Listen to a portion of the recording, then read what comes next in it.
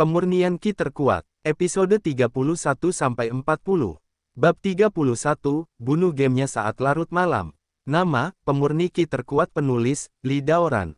Plus matikan mengatur ulang. Mendengar kata-kata tersebut, Ji Dongshan dan Ji Rumei saling berpandangan, ekspresi mereka sedikit gugup. Mereka pernah mendengar sebelumnya bahwa Tuan Fu ini memiliki kepribadian yang sombong, harga diri yang tinggi, dan memandang rendah siapapun. Tetapi mereka tidak menyangka bahwa Tuan Fu benar-benar tidak memberikan muka apapun, dan dia akan menunjukkan rasa jijik ketika berbicara. Tuan Fu, Ji Dongshan hendak melakukan penyelamatan. Fang Yu berkata, informasi apa yang kamu punya? Saya tidak mengatakan bahwa saya harus membelinya. Tuan Fu mencibir dan berkata, selama kamu menginginkannya, saya memilikinya di sini. Lalu saya ingin bertanya, apakah Anda memiliki informasi tentang kitab surga Shinto yang hilang 3000 tahun yang lalu? Atau faksi makam hitam yang tiba-tiba menghilang 2000 tahun yang lalu, apakah Anda memiliki informasi yang relevan? Fang Yu berkata dengan ringan. Wajah Tuan Fu sedikit berubah. Fang Yu berkata bahwa dia bahkan belum pernah mendengar tentang kitab suci, faksi makam hitam, jadi bagaimana dia bisa mendapatkan informasi? Apakah menurutmu jika kamu mengarang beberapa kata tanpa pandang bulu, kamu dapat mengungkapkan kurangnya kecerdasan di tanganku? Dasar anak nakal yang bodoh. Di seluruh Jiangnan, siapa yang tidak tahu bahwa Fu Yuwei memiliki kecerdasan paling banyak di tanganku? Bahkan dinding itu ketika master seni bela diri terkenal itu melihatku, dia harus dengan sopan memanggilku saudara Seng Fu. Fu Yuwei selesai berbicara dan berdiri. Nak, beritahu kamu, menurutku kamu sangat tidak menyenangkan, aku tidak ingin melakukan urusanmu, kamu harus keluar dari sini, aku ingin terus bermain kartu. Kata Fu Yuwei, dia akan pergi. Ayah dan anak perempuan Ji Dongshan di sampingnya tampak jelek. Mereka tidak menyangka Fu Yuwei akan begitu sulit untuk dilayani. Jika Anda tidak setuju, Anda tidak akan berdagang. Tuan Fu, Tuan Fang adalah tamu terhormat keluarga Ji kami, tolong. Ji Dongshan melangkah maju, mencoba membujuk Fu Yuwei. Fu Yuwei menjentikkan lengan bajunya, mendengus dingin, dan berkata, meskipun dia adalah putramu, menurutku dia tidak enak dipandang, tapi dia tidak enak dipandang. Jika kamu tidak melakukan bisnisnya, kamu hanya jangan lakukan itu. Bahkan ahli seni bela diri tidak bisa memaksa Lao Su melakukan bisnis. Tuan Fu, Ji Rumei tampak jelek, dan melangkah maju, ingin membujuknya. Transaksi malam ini difasilitasi oleh keluarga Ji mereka, namun kini bukan hanya transaksinya yang belum selesai, Fang Yu juga tidak berharga. Hasilnya, bagaimana mereka menghadapi Fang Yu? Melihat Ji Rumei di depannya, jejak nafsu melintas di mata Fu Yuwei.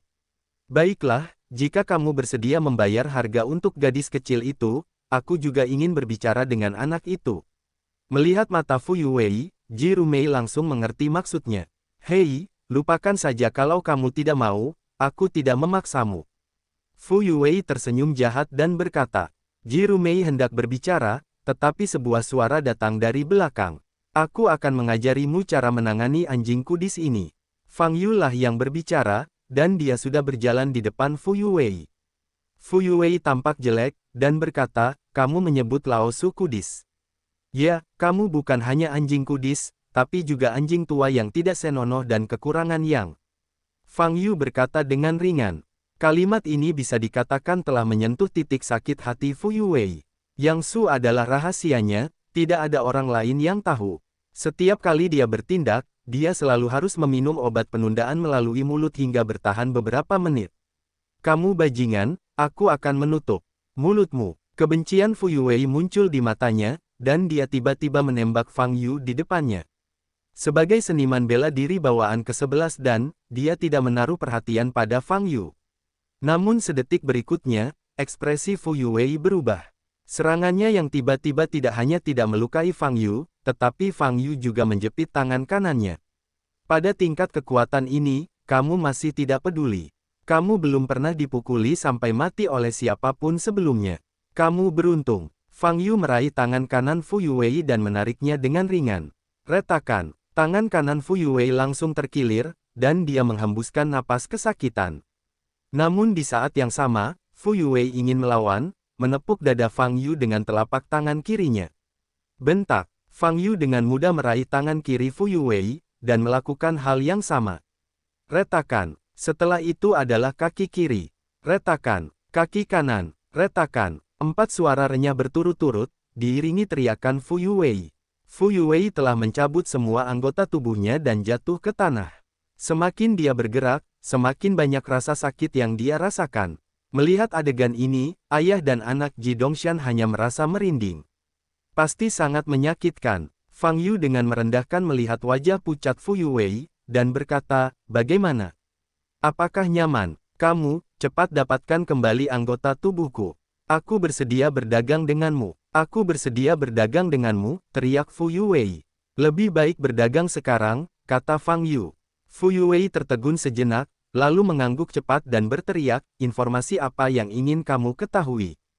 Katakan padaku. Sekarang dia menderita setiap detik, dia hanya ingin segera mendapatkan kembali anggota tubuhnya.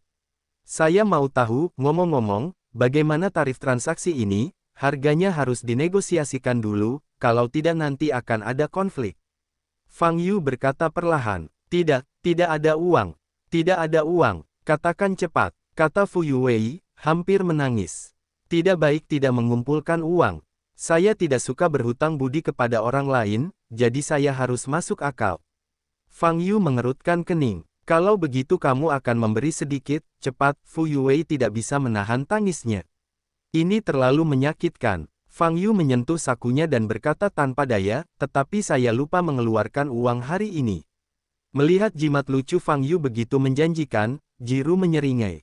Saya tidak ingin uang, saya benar-benar tidak ingin uang, teriak Fu Yuwei dengan hidung dan air mata. Yah, karena kamu sangat menuntut, maka aku hanya bisa dengan enggan menolak membayarmu.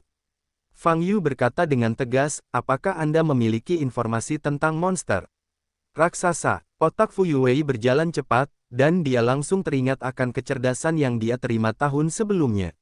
Ya, dan itu di daerah Jiangnan. Kamu, sambungkan anggota tubuhku dulu, aku tidak bisa bernapas karena rasa sakit. Kata Fu Yuwei. Fang Yu menurunkan tubuhnya dan mengambil kembali kaki kiri Fu Yuwei. Mari kita bicara, kata Fang Yu. Meski hanya satu kakinya yang dikembalikan, rasa sakitnya sudah jauh berkurang. Ada hutan perawan di kota Sanhua. Selama beberapa waktu, auman binatang buas sering terdengar. Pejabat mengirim orang untuk menyelidiki, tetapi tidak ada satupun yang keluar. Kemudian, sekelompok tentara dikirim masuk, tapi tidak ada yang bisa keluar. Setelah itu, hutan diblokir, dan sudah lebih dari 2 tahun.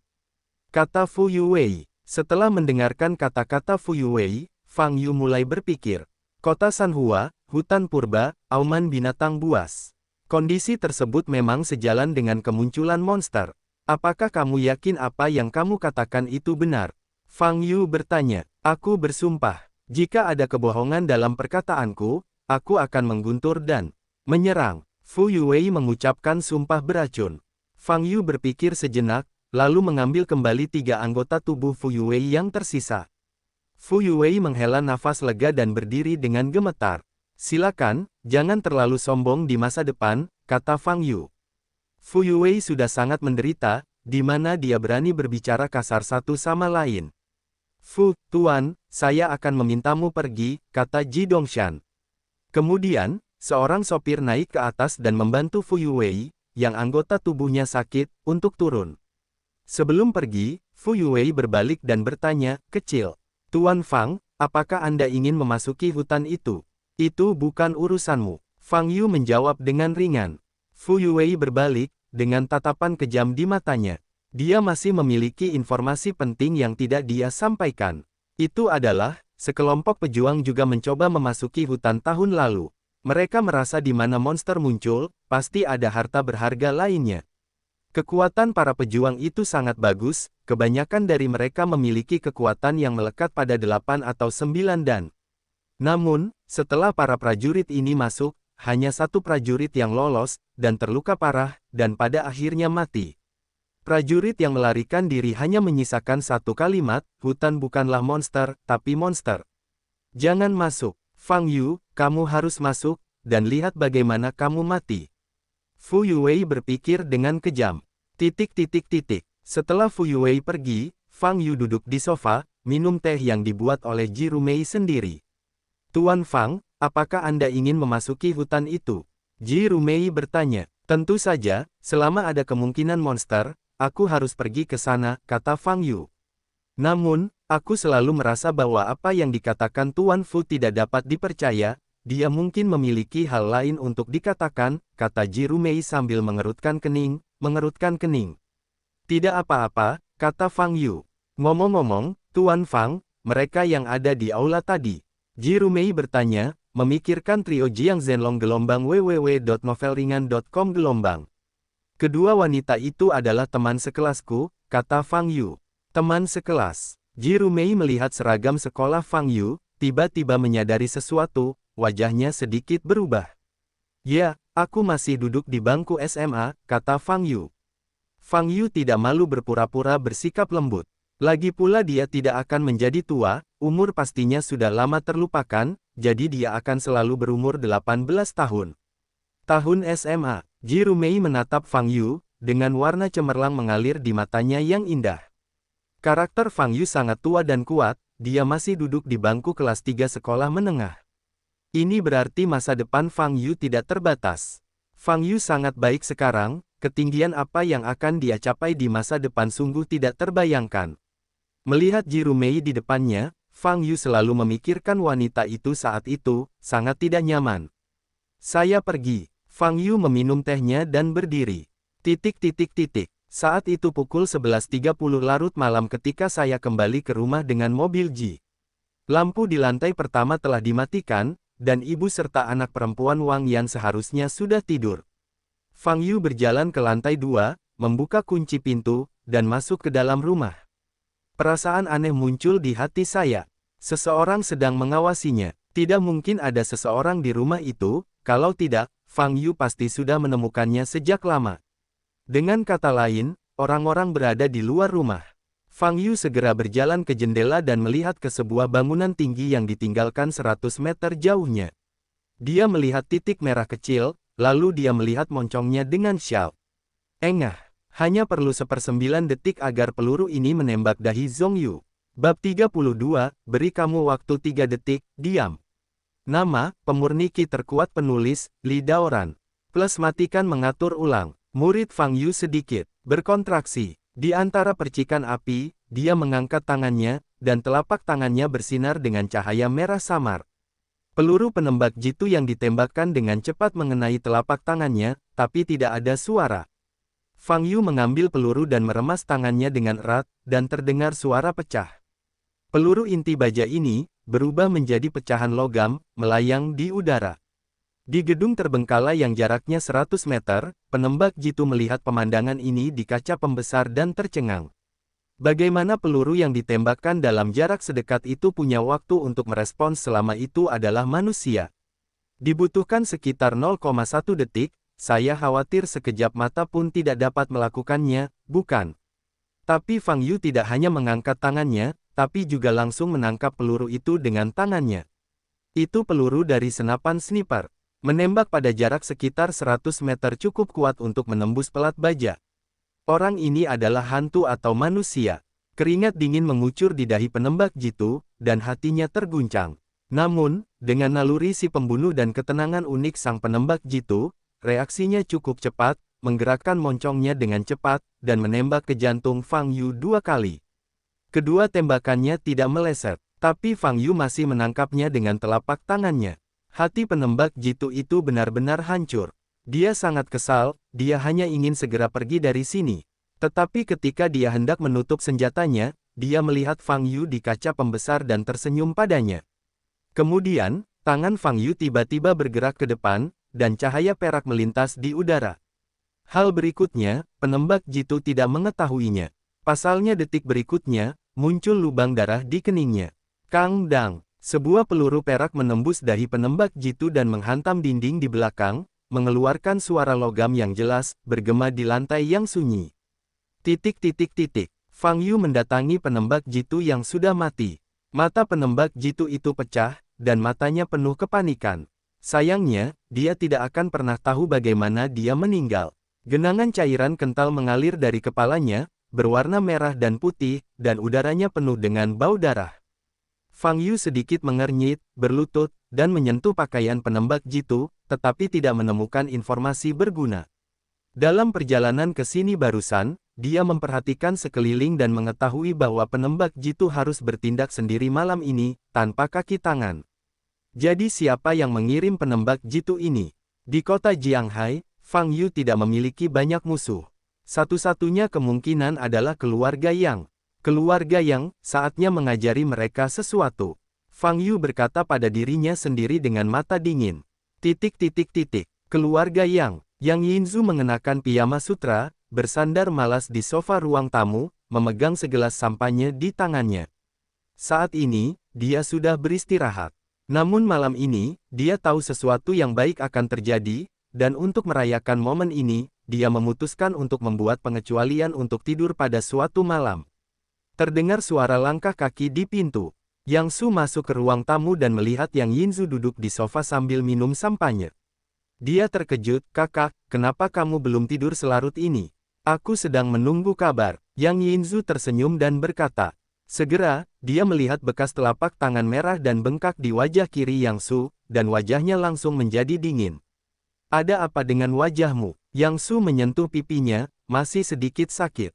Tamparan Fang Yu sangat kuat.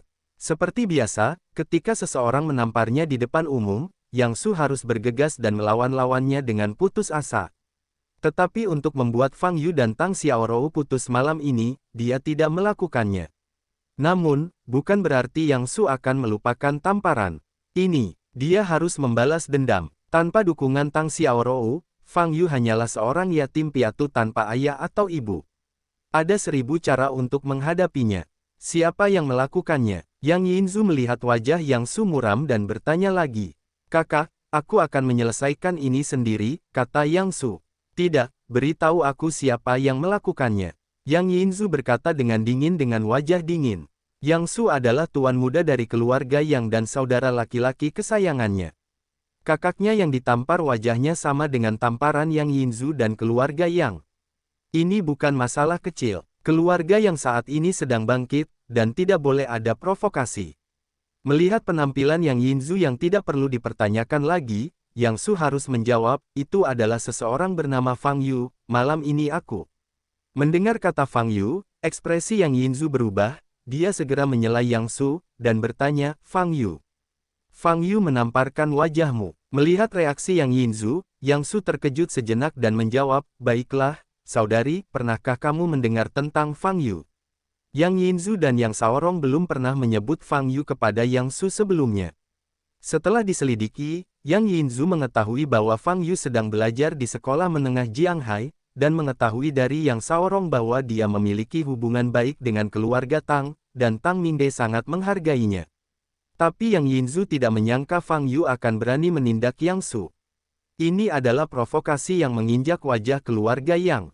Masalah anjing sialan ini. "Kak, jangan terlalu marah, aku akan menyelesaikannya sendiri. Bajingan itu yatim piatu, aku ingin menyentuhnya, mudah melakukannya," kata Yang Su. Wajah Yang Yinzu muram untuk beberapa saat. Karena dia tahu duri di matanya Fang Yu akan hilang sepenuhnya setelah malam ini. Dia menyewa organisasi pembunuh paling profesional untuk membunuh Fang Yu. Organisasi pembunuh ini telah menjalankan banyak misi untuk membunuh prajurit berpangkat tinggi, dengan tingkat kegagalan 0. Dikatakan bahwa bahkan beberapa master setengah langkah tewas dalam pembunuhan yang diatur dengan cermat.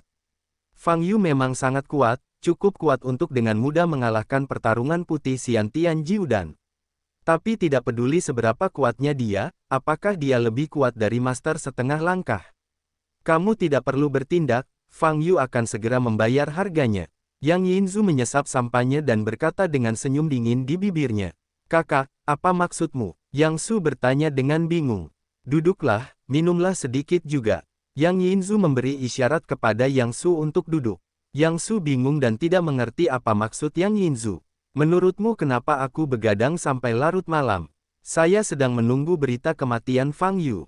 Yang Yinzu menuangkan segelas sampahnya untuk Yang Su, lalu menceritakan apa yang telah dilakukan Fang Yu sebelumnya.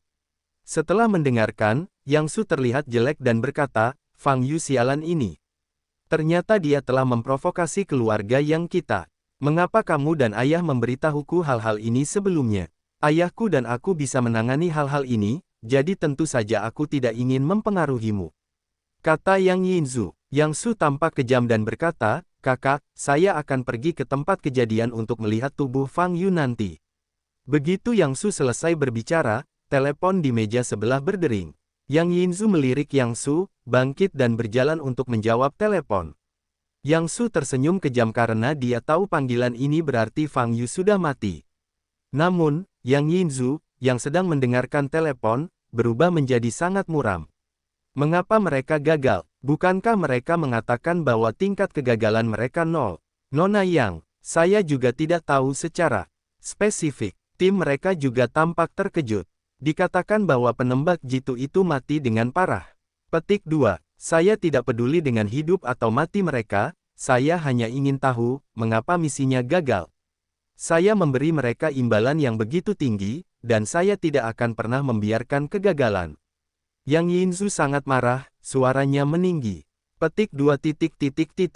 Tim mereka baru saja mengirimiku pesan yang mengatakan bahwa ada rencana kedua, tapi rencana ini mungkin secara tidak sengaja merugikan orang lain.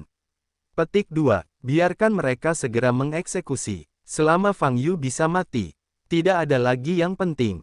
Kakak, ada apa? Yang Su bertanya dengan cepat.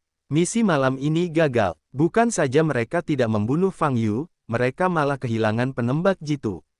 Yang Yinzu menghela napas dalam-dalam dan berkata, ledakan. Yang Su meninju meja kopi dengan keras, dan berkata, bagaimana ini bisa terjadi? Apakah pantat Fang Yu benar-benar memiliki kemampuan untuk mencapai langit? Jangan khawatir, mereka punya rencana kedua, kita hanya harus menunggu dengan sabar. Yang Yinzu menjadi tenang dan berkata, Keesokan harinya, Fang Yu datang ke ruang kelas.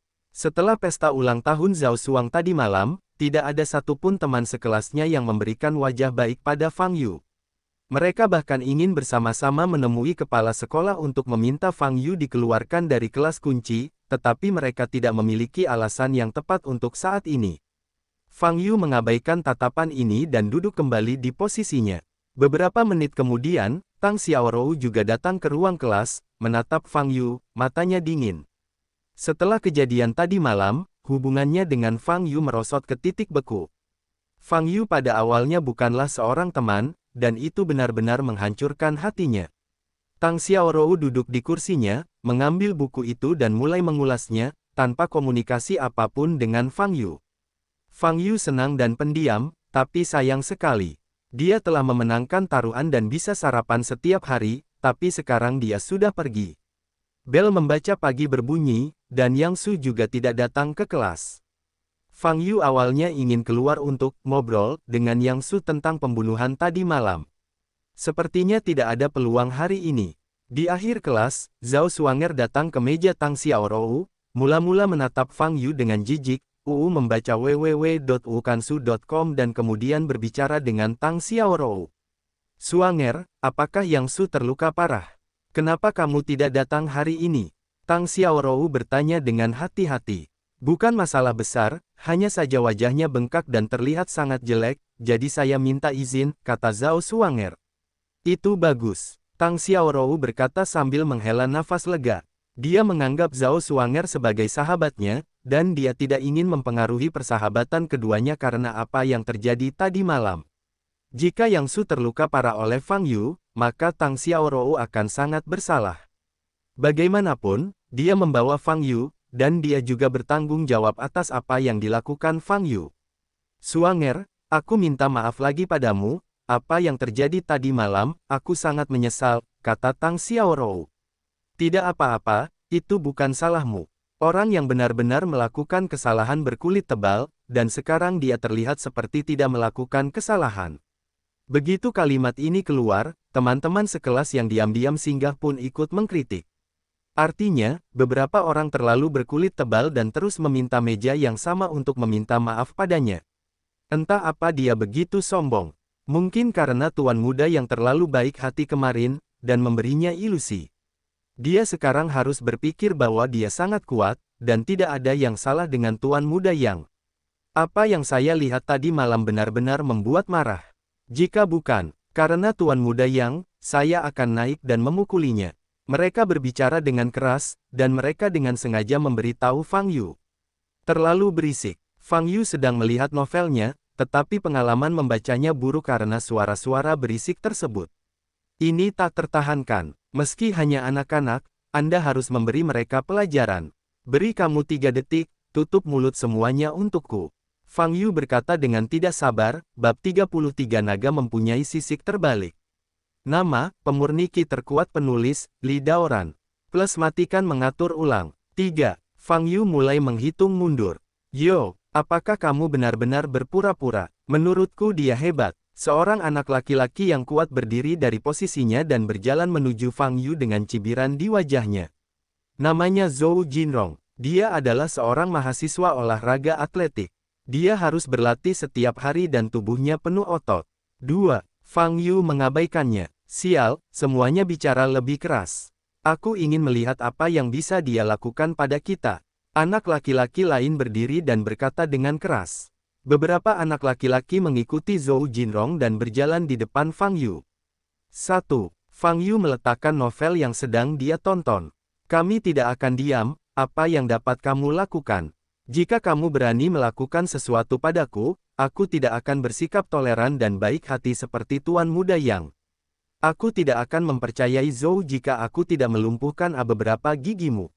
Zhou Jinrong berdiri di samping Fang Yu di depannya, dia berkata sambil tersenyum provokatif. Aku memberimu kesempatan, kata Fang Yu sambil berdiri dan menatap Zhou Jinrong di depannya. Aku bodoh pada ibumu, berpura-pura menjadi bulu ayam. Zhou Jinrong tampak buas, mengambil buku, dan menepuk wajah Fang Yu. Fang Yu tidak mengubah wajahnya dan mengusap buku itu dengan tangan kanannya. Kemudian, dia mengangkat lutut dan menekan perut Zhou Jinrong. Gerakan Fang Yu sangat cepat sehingga Zhou Jinrong tidak bereaksi sama sekali. Dia dipukul dengan keras di bagian perut dan berteriak kesakitan. Zhou Jinrong mencengkeram perutnya dan membungkuk, hanya merasa seluruh kekuatan tubuhnya telah hilang dan dia tidak bisa mendapatkan energinya. Fang Yu mengulurkan tangan dan meraih keras Zhou Jinrong dan mengangkatnya. Zhou Jinrong memiliki tinggi 1,85 meter dan berat hampir 90 kg, jadi dia melayang di udara, tidak bisa bergerak. Anak laki-laki yang awalnya mengikuti Zhou Jinrong sudah ketakutan beberapa meter ke belakang. Siswa lainnya juga kaget. Tidak ada yang bisa membayangkan bahwa Zhou Jinrong yang agresif akan diselesaikan dengan mudah oleh Fang Yu. Siapapun yang berada di sekitarku di masa depan akan berakhir seperti ini. Fang Yu berkata dengan ringan. Seorang anak laki-laki di kejauhan sadar kembali dan berkata dengan keras, Fang Yu, kamu memukuli teman sekelasmu lagi, aku ingin memberitahu ketua kelas. Benteng. Sebelum dia bisa menyelesaikan kata-katanya, sebuah buku terbang dan mengenai wajahnya. Anak laki-laki itu berteriak, lalu memegangi hidungnya berdarah. Siapa lagi yang tidak yakin? Fang Yu bertanya sambil melihat sekeliling. Setelah melihat akhir dari Zhou Jinrong dan anak laki-laki tadi, lingkungan sekitar menjadi sunyi dan tidak ada yang berani berbicara lagi. Tetapi pada saat ini, Zhao Xuanger berbicara, Fang Yu, apakah kamu benar-benar berpikir kamu bisa melanggar hukum? Di kelas ini, bukan giliranmu yang menjadi sombong. Dalam hati Zhao Xuanger, Yang Su adalah satu-satunya yang bisa begitu sombong di kelas. Melihat begitu banyak teman sekelasnya yang dikejutkan oleh Fang Yu, dia sangat tidak mau dan tidak yakin. Oh, apakah kamu tidak yakin? Fang Yu melemparkan Zhou Jinrong ke tanah sesuka hati, berbalik, dan memandang Zhao Xuanger. Ekspresi Tang Xiaorou berubah drastis, dia berdiri di depan Zhao Xuanger, dan berkata dengan marah, Fang Yu, kamu keterlaluan. Apakah kamu masih ingin melakukan sesuatu dengan Xuanger? Fang Yu telah mengalahkan Yang Su kemarin, dan hari ini dia ingin melakukan sesuatu terhadap Zhao Xuanger. Ini benar-benar tidak dapat ditoleransi. Saya tidak harus melakukannya, saya hanya berharap dia bisa menutup mulutnya dan tidak berbicara, kata Fang Yu. Kenapa aku harus diam? Fang Yu, biar ku beritahu. Aku tidak takut padamu. Jika kamu berani melakukan sesuatu padaku, keluargaku Yang Su tidak akan pernah membiarkanmu pergi lagi. Zhao Xuanger berkata tanpa rasa takut. Yang Su dari keluargamu, dia dianggap kentut. Fang Yu berkata dengan ringan, lalu mengulurkan tangannya ke Zhao Xuanger. Fang Yu, hentikan! Tang Xiaorou berteriak, menghalangi Zhao Xuanger, matanya memerah. Zhao Xuanger adalah sahabatnya, dan dia tidak bisa membiarkan Fang Yu bertemu Zhao Xuanger. Fang Yu tanpa ekspresi. Kemarin, dia tidak melakukan apapun pada Yang Su, dan dia sudah memberikan wajah terakhir pada Tang Xiaorou. Hari ini Zhao Xuanger memprovokasi lagi, tidak mungkin. Dia bukan orang suci, dia pemarah. Pada saat kritis ini, ketukan di pintu kelas memecah kesunyian. Semua orang menoleh dan melihat ke pintu kelas, dan mereka melihat guru bahasa Inggris Ding Ran masuk. Apakah terjadi sesuatu, teman sekelas? Ding Ran memandang Fang Yu yang dikelilingi, sedikit keraguan muncul di matanya yang indah. Tidak ada yang berbicara. Kalau tidak apa-apa, kembali saja ke tempat dudukmu, kelas akan segera dimulai. Ding Ran tersenyum. Begitu suara itu turun, bel kelas berbunyi. Para siswa di kelas saling memandang, lalu diam-diam kembali ke tempat duduk mereka. Duduk di tanah, Zhou Jinrong juga berdiri, menahan rasa sakit di perutnya, menatap Fang Yu dengan ketakutan, dan berjalan kembali ke tempat duduknya perlahan. Zhao Xuanger memelototi Fang Yu dan berbalik. Tang Xiaorou menyentuh air mata di sudut matanya, menatap Fang Yu dengan kecewa, dan duduk kembali di posisinya. Fang Yu bahkan tidak berpikir untuk terus berjuang. Baginya, tenang saja, jadi dia bisa terus membaca novel. Keluarga Yang Su sedang berbaring dengan bosan di tempat tidur, bermain dengan ponselnya. Tiba-tiba, Tuan Muda Yang, melihat teman-temanmu tidak bersekolah hari ini, apa yang kamu lakukan? Qiu Zuo bertanya, apa yang bisa kamu lakukan? Berbaring di rumah. Yang Su menjawab dengan marah. Oh, membosankan sekali. Aku pergi minum di bar pada malam hari. Aku bertemu dengan beberapa gadis bertubuh bagus. Kata Qiu Zuo. Selama waktu ini, Yang Su tinggal bersama Zhao Xuanger dan sangat lelah. Jadi Yang Su berkata, di mana bisa minum? Kemana lagi harus pergi?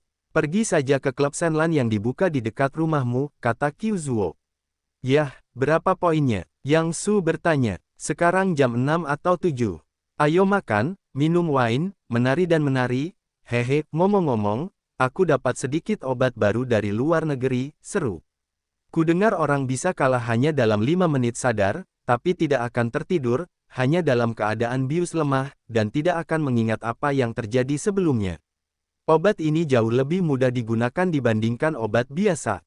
Sial, aku lupa, kamu bermartabat muda tuan yang tidak membutuhkan hal semacam ini sama sekali, dan gadis-gadis itu tidak sabar untuk memakanmu ketika mereka melihatmu, kata Qiu Zuo.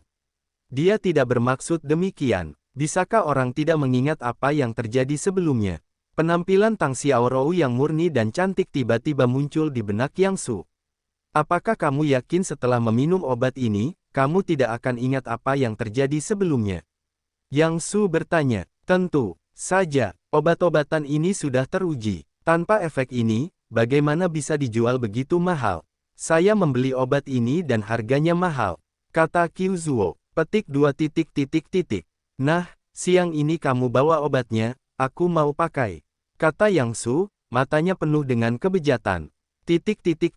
Sore harinya, Zhao Xuanger datang ke Tang Xiaorou lagi. Xiaorou, Yang Su memintaku untuk membawamu ke Senlan Clubhouse yang dibuka di rumahnya sepulang sekolah. Kudengar ada berbagai macam fasilitas hiburan di sana, tapi itu menyenangkan, kata Zhao Xuanger. Tang Xiaorou tidak ingin pergi sama sekali, menggelengkan kepalanya dan berkata, jangan pergi, aku merasa sedikit tidak nyaman, aku ingin segera kembali beristirahat. Jangan, aku belum pernah ke Senlan Clubhouse. Kamu temani aku sangat membosankan. Zhao Xuanger meraih tangan Tang Xiaorou dan berkata dengan genit. Tang Xiaorou tidak tertarik, tetapi dia merasa bersalah pada Zhao Xuanger dan Yang Su, dan sepertinya tidak pantas untuk menolaknya. Kalau begitu, baiklah, aku akan menemanimu duduk di sana sebentar. Jawab Tang Xiaorou. Besar. Zhao Xuanger sangat senang. Dia menatap Fang Yu untuk kedua kalinya dan bangkit kembali. Fang Yu di sebelahnya mendengar apa yang mereka berdua katakan. Ketika Tang Xiaorou mendengar kata-kata Fang Yu, dia segera menoleh dan mengertakkan gigi dan berkata, Fang Yu, apa maksudmu? Apakah kamu pikir kamu selalu benar? Apakah kamu pikir dunia ini berpusat padamu?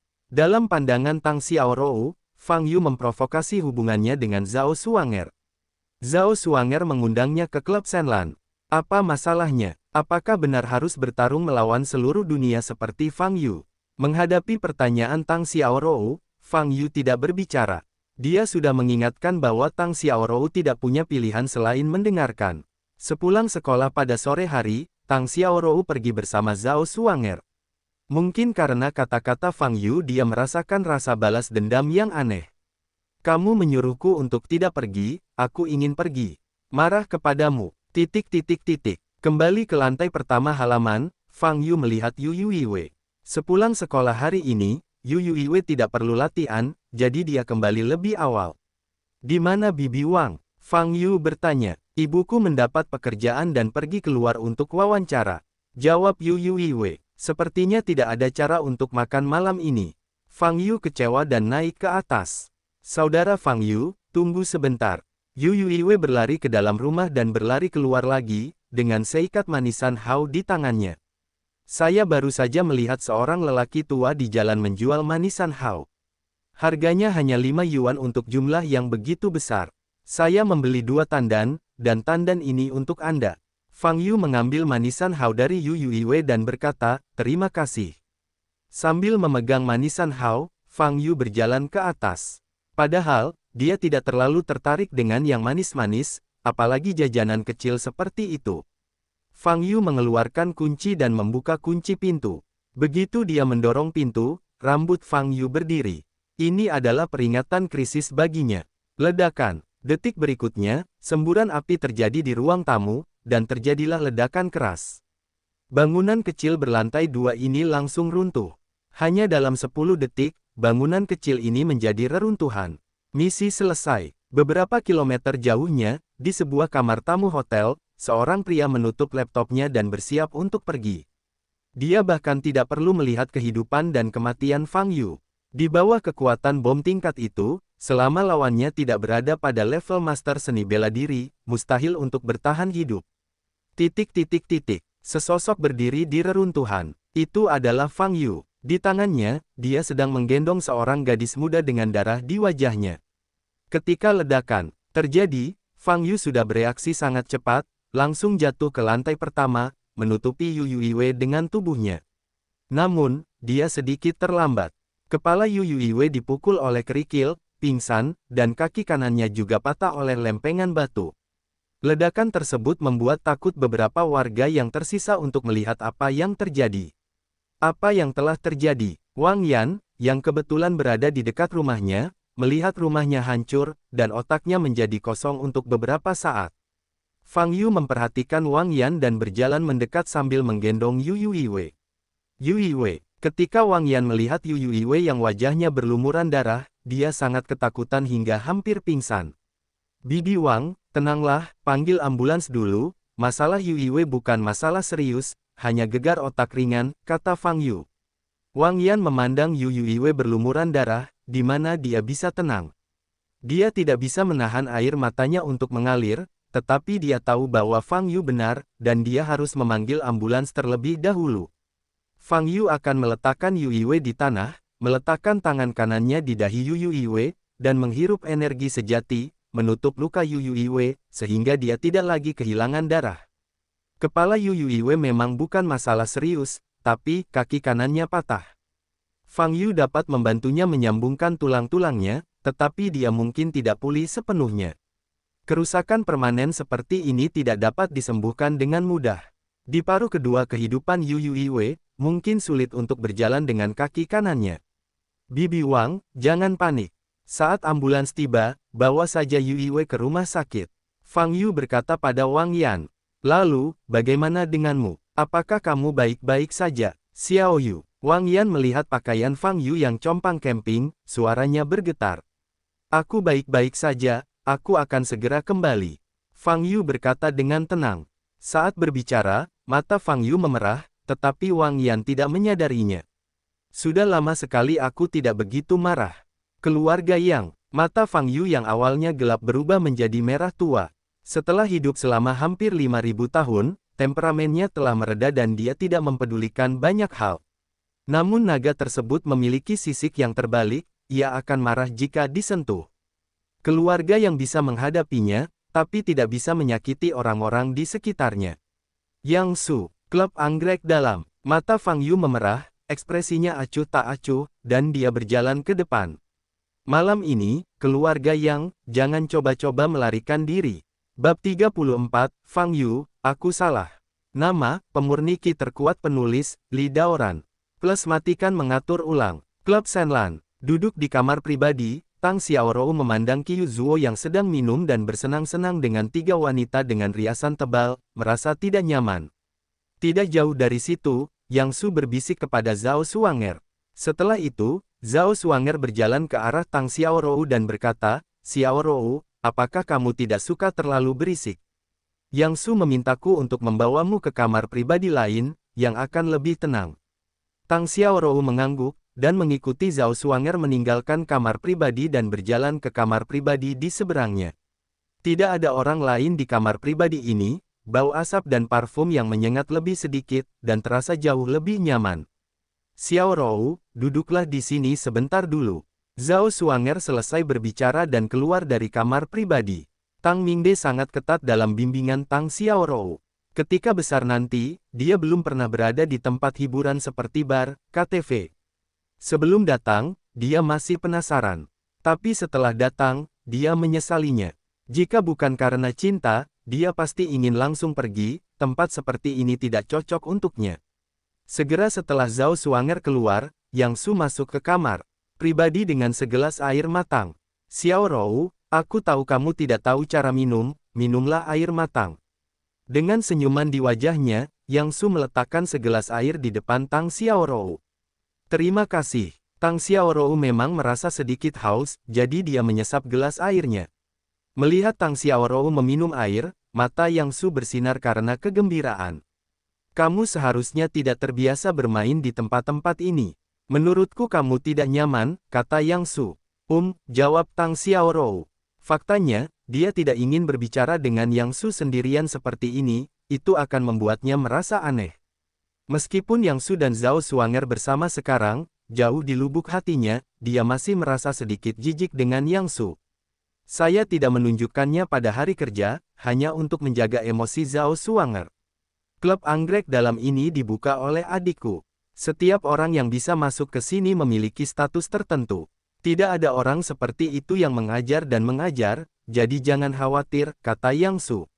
Oh, Tang Xiaorou mengangguk. Setelah berbicara, Tang Xiaorou berdiri dan ingin keluar mencari Zhao Xuanger. Namun setelah hanya berdiri seperti ini, tiba-tiba kakinya terasa lemas dan duduk kembali di sofa. Apa yang terjadi? Tang Xiaorou merasa ada yang tidak beres dan ingin berdiri lagi. Tapi kali ini, dia bahkan tidak bisa melakukannya. Tang Xiaorou merasa kekuatan tubuhnya dengan cepat diambil. Pada saat ini, Tang Xiaorou tiba-tiba melihat segelas air di atas meja di depannya. Mungkinkah dia dibius? Tang Xiaorou memandang Yang Su yang duduk di seberangnya, matanya penuh ketakutan. Apakah obatnya bekerja? Yang Su memandang Tang Xiaoruan yang merosot di sofa, kilatan kegembiraan melintas di matanya. Efek obatnya muncul lebih cepat dari yang dia duga. Kamu, Tang Xiaorou membuka mulutnya, tetapi tidak bisa mengeluarkan suara. Pada saat ini, Yang Su berdiri dan berjalan di depan Tang Xiaorou, matanya penuh dengan kebejatan. Sejak pertama kali saya melihat Tang Xiaorou, Yang Su berpikir suatu hari dia akan mendapatkan Tang Xiaorou. Hari ini akhirnya tiba. Melihat wajah Tang Xiaorou yang halus dan sempurna, serta leher giok putihnya, Yang Su hanya terasa panas di sekujur tubuhnya. Meskipun Tang Xiaorou tidak dapat berbicara, dia dapat dengan jelas melihat mata dan gerakan Yang Su. Ini benar-benar obat Yang Su. Kenapa? Bukankah Yang Su bersama Xuanger? Kenapa dia masih? Saat ini, Yang Su sudah melepas ikat pinggangnya.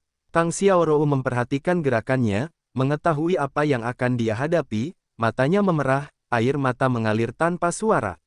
Bagaimana ini bisa terjadi? Saat ini, dia teringat kata-kata yang diucapkan Fang Yu padanya sore ini. Jika aku jadi kamu, aku tidak akan pergi. Fang Yu telah mengingatkannya, tetapi dia merasa benar sendiri dan tidak mendengarkan. Dia ingat setelah Fang Yu menamparkan Yang Su tadi malam, dia tidak hanya tidak berpihak pada Fang Yu, dia juga menuduh Fang Yu dan meminta Fang Yu untuk meminta maaf kepada teman sekelasnya. Dia memikirkan punggung Fang Yu yang kesepian setelah berbalik. Ternyata bukan Fang Yu yang salah, tapi dia. Dia dengan naif berpikir bahwa setelah Yang Su dan Zhao Xuanger bersama, mereka tidak lagi memikirkannya. Fang Yu, maafkan aku. Tang Xiaorou tersedak dalam hatinya. Melihat air mata di wajah Tang Xiaorou, api jahat di tubuh bagian bawah Yang Su bahkan lebih buruk lagi. Dia menyukai perasaan menaklukkan. Semakin Tang Xiaorou tidak mau, semakin bersemangat dia. Yang Su melepas jaket dan celananya lagi, hanya menyisakan sepasang celana dalam. Dia melangkah maju dan mengulurkan tangannya, hendak melepas pakaian Tang Xiaorou. Namun saat ini, pintu kamar pribadi dibuka. Rohu kecil, Zhao Xuanger masuk dari pintu dan, melihat pemandangan ini, wajahnya segera berubah. Yang Su, apa yang kamu lakukan? Yang Su juga terkejut saat melihat Zhao Xuanger. Tapi kenapa Zhao Xuanger kembali begitu cepat? Tapi ini adalah akhir dari masalahnya, dan Yang Su tidak perlu menyembunyikannya. Zhao Xuanger awalnya adalah alat yang dia gunakan. Sekarang tujuannya telah tercapai, Zhao Xuanger secara alami dapat meninggalkannya. Apa yang aku lakukan? Bukankah sudah jelas? Yang Suksi tersenyum. Melihat Tang Xiaorou terbaring lemas di sofa dengan air mata di wajahnya, Zhao Xuanger segera mengerti. Yang Su, bagaimana kamu bisa melakukan ini? Kamu mengatakan kepadaku bahwa kamu tidak menyukai Tang Xiaorou lagi, kamu hanya ingin bersamaku. Zhao Xuanger bergegas maju dan menangis. Bentak. Yang Su mengangkat tangannya tanpa ragu-ragu dan menamparkan wajah Zhao Xuang dengan tamparan. Zhao Xuanger langsung terjatuh ke tanah. Jangan lihat dirimu sendiri, hanya kecantikanmu, kamu pantas bersamaku. Jika kamu bukan karena hubungan yang baik dengan Tang Xiaorou, aku bahkan tidak akan melihatmu, jalang. Yang Su tampak menghina, kata Zhao Xuanger. Mendengar kata-kata ini, mata Zhao Xuanger memerah dan bergumam, ini tidak benar, ini tidak benar. Dia berpikir bahwa Yang Su sangat menyukainya, dan dia bahkan berfantasi untuk menikah dengan keluarga Yang. Tapi semua ini sebenarnya palsu. Yang Su hanya bersama Tang Xiaorou untuk dekat dengannya. Dari awal sampai akhir, dia hanyalah alat untuk digunakan. Zhao Xuanger hanya merasakan langit sedang runtuh. Dia tidak berdamai. Melihat Tang Xiaorou yang lumpuh di sofa, Zhao Xuanger penuh dengan kecemburuan dan kebencian. Tang Xiaorou lebih baik dariku. Dia tidak secerdas aku, tidak perhatian, dan nyaman tanpa aku melayanimu. Dia sama baiknya denganku kecuali kulitnya yang bagus dan latar belakang keluarganya. Dan dia seperti itu. Yu berjalan sangat dekat, mungkin mereka pernah menjalin hubungan. Yang Su, aku. Zhao Xuanger berdiri dan menatap Yang Su. Minggir, jangan halangi aku berbisnis. Yang Su menarik Zhao Xuanger ke samping dan mengulurkan tangannya ke Tang Xiaorou. Tang Xiaorou patah hati setelah mendengar apa yang dikatakan Zhao Xuanger www.novelringan.com gelombang. Dia selalu menganggap Zhao Xuanger sebagai sahabatnya, tetapi dalam hati Zhao Xuanger, dia sangat tak tertahankan.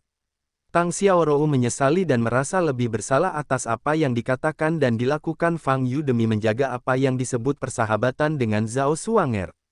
Fang Yu, aku benar-benar salah. Jika dia diberi pilihan lain, Tang Xiaorou akan memilih untuk berdiri di sisi Fang Yu tanpa ragu-ragu. Namun tidak ada obat penyesalan di dunia ini, dan tidak ada mesin waktu yang dapat memutar balik. Sekarang, Yang Su, aku tidak perlu memberitahumu hari ini. Aku bisa mentolerir semua tindakanmu. Selama kamu bersedia tinggal bersamaku. Zhao Xuanger menarik napas dalam-dalam, memandang Yang Su, dan berkata dengan tegas. Oh. Yang Su menoleh untuk melihat Zhao Xuanger, dan tersenyum sinis, maksudmu? Aku tidak tahu apa yang terjadi hari ini, tetapi kamu harus membiarkan aku terus menjadi pacarmu. Kata Zhao Xuanger, menekan rasa cemburu di dalam hatinya. Yang Su berpikir sejenak dan setuju, baiklah, jika Anda patuh, saya dapat terus menjaga hubungan kita di depan orang luar. Bagi Yang Su, Zhao Xuanger tidak memiliki ancaman. Jika dia ingin menceritakan apa yang terjadi hari ini, Yang Su punya cara untuk membungkamnya. Tapi sejak dia mengatakan itu, Yang Su menyetujuinya terlebih dahulu, agar tidak menghalangi dia melakukan sesuatu di sini. Oke, aku akan keluar. Zhao Xuanger memandang Tang Xiaorou dengan acuh tak acuh dan berjalan keluar dari kamar pribadi. Tang Xiaorou benar-benar putus asa. Dengan cara ini, tidak ada yang akan menghalangi kita. Yang Su tertawa, menurunkan resleting mantel Tang Xiaorou, dan mengulurkan tangan untuk menyentuh. Boom! Saat ini, ada suara keras di luar kamar pribadi. Babak 35, kejam. Nama, pemurniki terkuat penulis, Li Daoran. Plus matikan mengatur ulang. Fang Yu menendang penjaga keamanan di depannya dan langsung masuk. Seseorang menerobos masuk, segera hubungi tim keamanan. Seorang pelayan laki-laki mengangkat interkom dan berteriak. Fang Yu maju selangkah dan langsung mendatangi pelayan ini. Di mana Yang Su? Fang Yu bertanya, nadanya tenang. Yang, tuan muda Yang, dia. Pelayan itu ketakutan dan wajahnya gemetar. Fang Yu, itu kamu. Apa yang kamu lakukan di sini? Apakah ini tempat di mana kamu bisa datang? Zhao Xuanger, yang berdiri di depan pintu kamar pribadi, tampak kesal saat melihat Fang Yu. Suasana hatinya sedang buruk sekarang, dan dia bahkan tidak memperhatikan situasi di sekitarnya. Di mana Yang Su? Fang Yu bertanya. Di mana dia? Keluar dari sini. Sebelum Zhao Xuanger selesai berbicara, Fang Yu menjambak rambutnya dan mengangkatnya. Apa masalahnya? Pintu kamar pribadi terbuka, dan Yang Su menjulurkan kepalanya keluar. Fang Yu memandang Yang Su, dan mata keduanya bertemu. Itu kamu. Wajah Yang Su sedikit berubah. Dia tidak menyangka Fang Yu berani datang ke sini. Tapi begitulah, karena para pembunuh itu tidak bisa membunuhmu, biarkan aku menyelesaikanmu secara pribadi. Yang Su tersenyum dingin dan berkata dalam hatinya, ini adalah klub Shenlan, situs keluarga yang mereka. Di sini, Fang Yu dipukuli sampai mati dengan tongkat, tanpa konsekuensi apapun. Fang Yu melemparkan Zhao Xuanger yang melolong ke samping dan berjalan menuju Yang Su perlahan, dengan senyuman di bibirnya. Namun, senyumannya agak dingin. Yang Su melihat sekilas kekacauan di belakang Fang Yu, menggelengkan kepalanya, dan berkata, Fang Yu, kamu benar-benar tidak tahu bagaimana hidup atau mati, kamu berani membuat masalah di situs keluarga yang kami.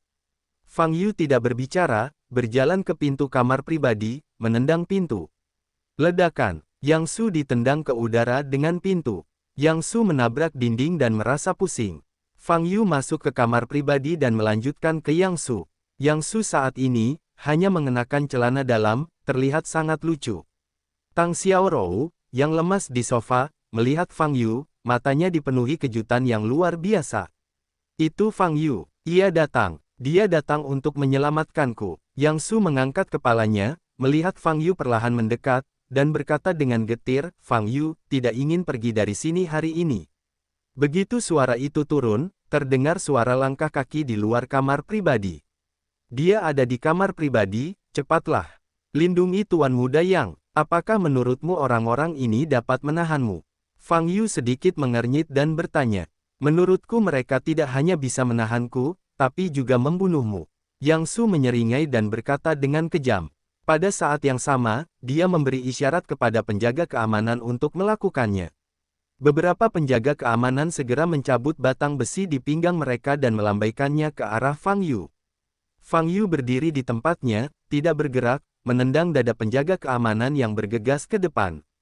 Ledakan. Dengan suara teredam, satpam bersama beberapa satpam di belakangnya terbang mundur bersama-sama. Melawan ternak melintasi gunung. Tendangan ini mengejutkan penjaga keamanan lainnya di depan pintu kamar pribadi. Apa yang akan kamu lakukan dalam keadaan linglung, berikan padaku. Yang Su berteriak dengan ekspresi jelek. Penjaga keamanan ini pulih dan bergegas menuju Fang Yu lagi sambil memegang batang besi. Fang Yu maju selangkah dan memasuki kerumunan. Bang, bang, bang. Setiap suara disertai dengan jeritan. Penjaga keamanan ini dipukuli di mana-mana di depan Fang Yu, seperti mainan boneka. Dalam beberapa puluh detik, tidak ada seorang pun di brigade keamanan ini yang dapat berdiri, semuanya tergeletak di tanah dan pingsan. Pada saat ini, Yang Su, yang berada di belakang Fang Yu, mengambil belati di meja kopi sementara Fang Yu tidak memperhatikan, dan menikam Fang Yu dengan seluruh kekuatannya. Fang Yu, matilah untukku. Mata Yang Su sangat gelap. Tang Xiaorou melihat pemandangan ini, matanya yang indah melebar dan mulutnya terbuka, tetapi dia tidak dapat mengeluarkan suara. Melihat belati tajam di tangan Yang Su, dia hendak menikam Fang Yu, dan mata indah Tang Xiaorou berkaca-kaca. Namun detik berikutnya, Fang Yu dengan cepat berbalik dan meraih bilah belati dengan tangannya. Brengsek, bilahnya langsung dihancurkan oleh telapak tangan Fang Yu. Dan telapak tangan Fang Yu bahkan tidak menumpahkan setetes darah pun. Melihat adegan ini, Yang Su terkejut. Tadi malam, dia mendengar dari Yang Yinzu bahwa Fang Yu dengan mudah mengalahkan Bai Zhan dari Xian Tianjiudan, tapi dia tidak begitu mempercayainya. Dia merasa Fang Yu tidak bisa sekuat itu, jadi dia pasti menggunakan kekuatan eksternal.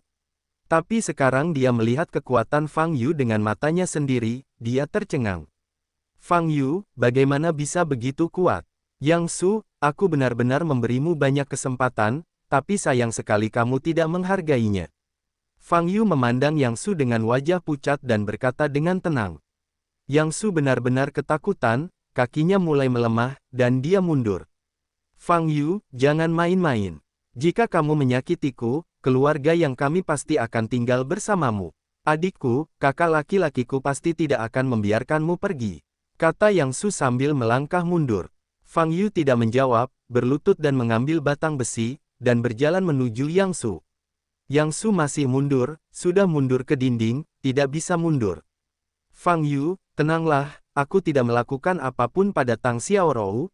Zhao Suanger dapat bersaksi, aku baru saja akan memulai, kamu datang, aku benar-benar tidak melakukan apapun padanya. Teriak Yang Su. Fang Yu hanya memperhatikan Tang Xiaorou yang lemas di sofa. Dia hanya tahu bahwa ada seseorang di sana sebelumnya, dan tidak peduli siapa orang itu. Tampaknya dibius. Fang Yu melirik Tang Xiaorou, lalu mengalihkan pandangannya. Jika Anda tidak mendengarkan orang tua itu, Anda akan menderita. Apalagi usia lelaki tua ini hampir 5.000 tahun, kalimat ini semakin tepat. Namun, Fang Yu tidak datang ke sini malam ini untuk Tang Xiaorou.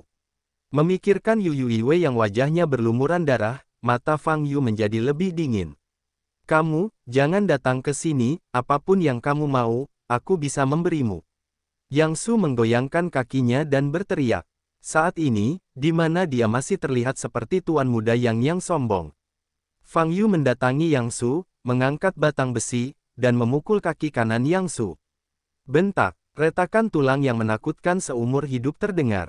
Yang Su berteriak, memegangi lutut kanannya, melompat kesakitan. Fang Yu, apa yang kamu lakukan?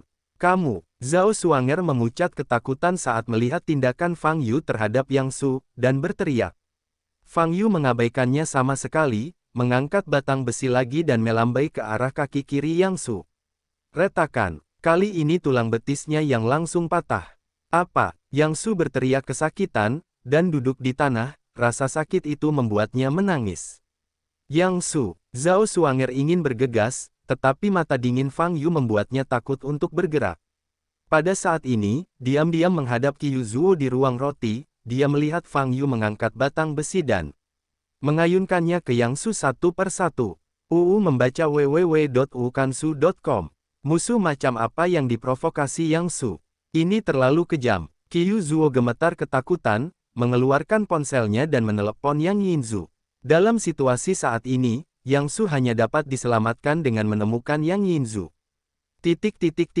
Di keluarga Yang Yinzu sedang melihat dokumen di ruang kerja ketika telepon berdering. Halo, ada apa? Apa yang kamu bicarakan? Yang Yinzu tiba-tiba menamparkan meja dan berdiri. Nona Yang, jika Anda tidak mengirim siapapun untuk menyelamatkan Sao muda, dia akan dipukuli sampai mati. Kata Qiu Zuo. Saat berbicara, teriakan Yang Su datang, dan Yang Yinzu mendengar dengan jelas. Aku akan segera mengirim seseorang ke sana. Temukan cara untuk menunda orang itu. Mata Yang Yinzu memerah dan menutup telepon. Fang Yu, itu pasti Fang Yu.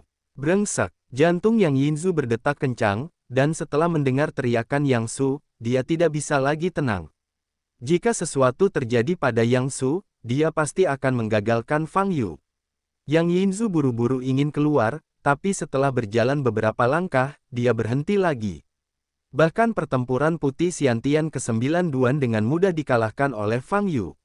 Jika dia bergegas melewatinya, dia tidak hanya tidak bisa menyelamatkan Yang Su, dia mungkin juga tertinggal. Tidak bisa lewat. Yang Yinzu cemas, memikirkan cara mengatasinya. Masih ada beberapa pejuang 9-duan di keluarga Yang, tetapi mereka tidak dapat bersaing dengan Fang Yu sama sekali. Mencari kakak laki-laki. Kakak laki-laki tertua sedang retret baru-baru ini dan tidak akan bisa kembali untuk sementara waktu. Otak Yang Yinzu berputar cepat. Kemudian, dia teringat pada master setengah langkah yang pernah dia tangani sebelumnya.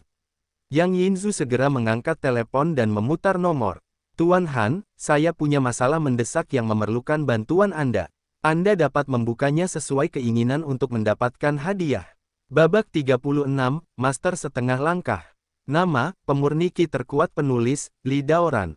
Plus matikan mengatur ulang. Klub Senlan. Batang besi Fang Yu jatuh ke tubuh Yang Su satu persatu. Saat ini, Yang Su tidak bisa berteriak lagi. Anggota tubuhnya dipatahkan dengan keras oleh batang besi.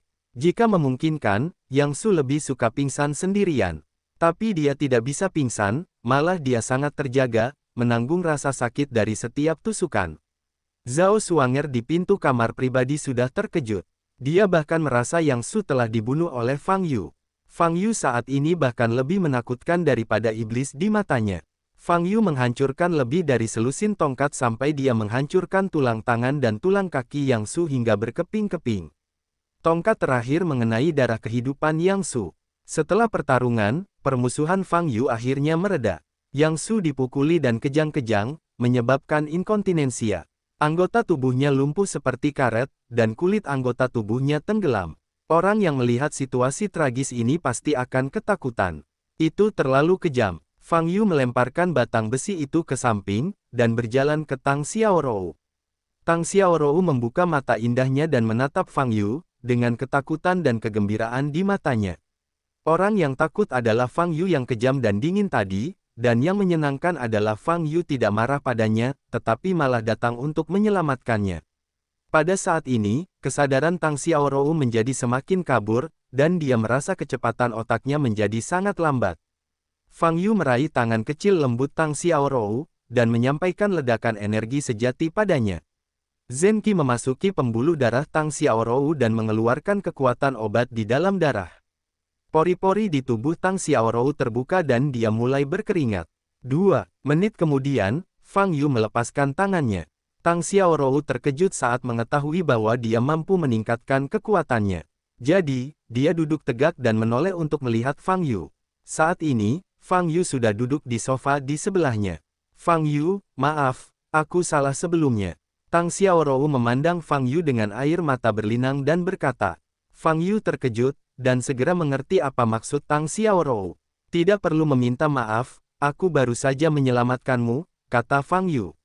Mereka semua datang ke Senlan Clubhouse secara khusus, bagaimana bisa?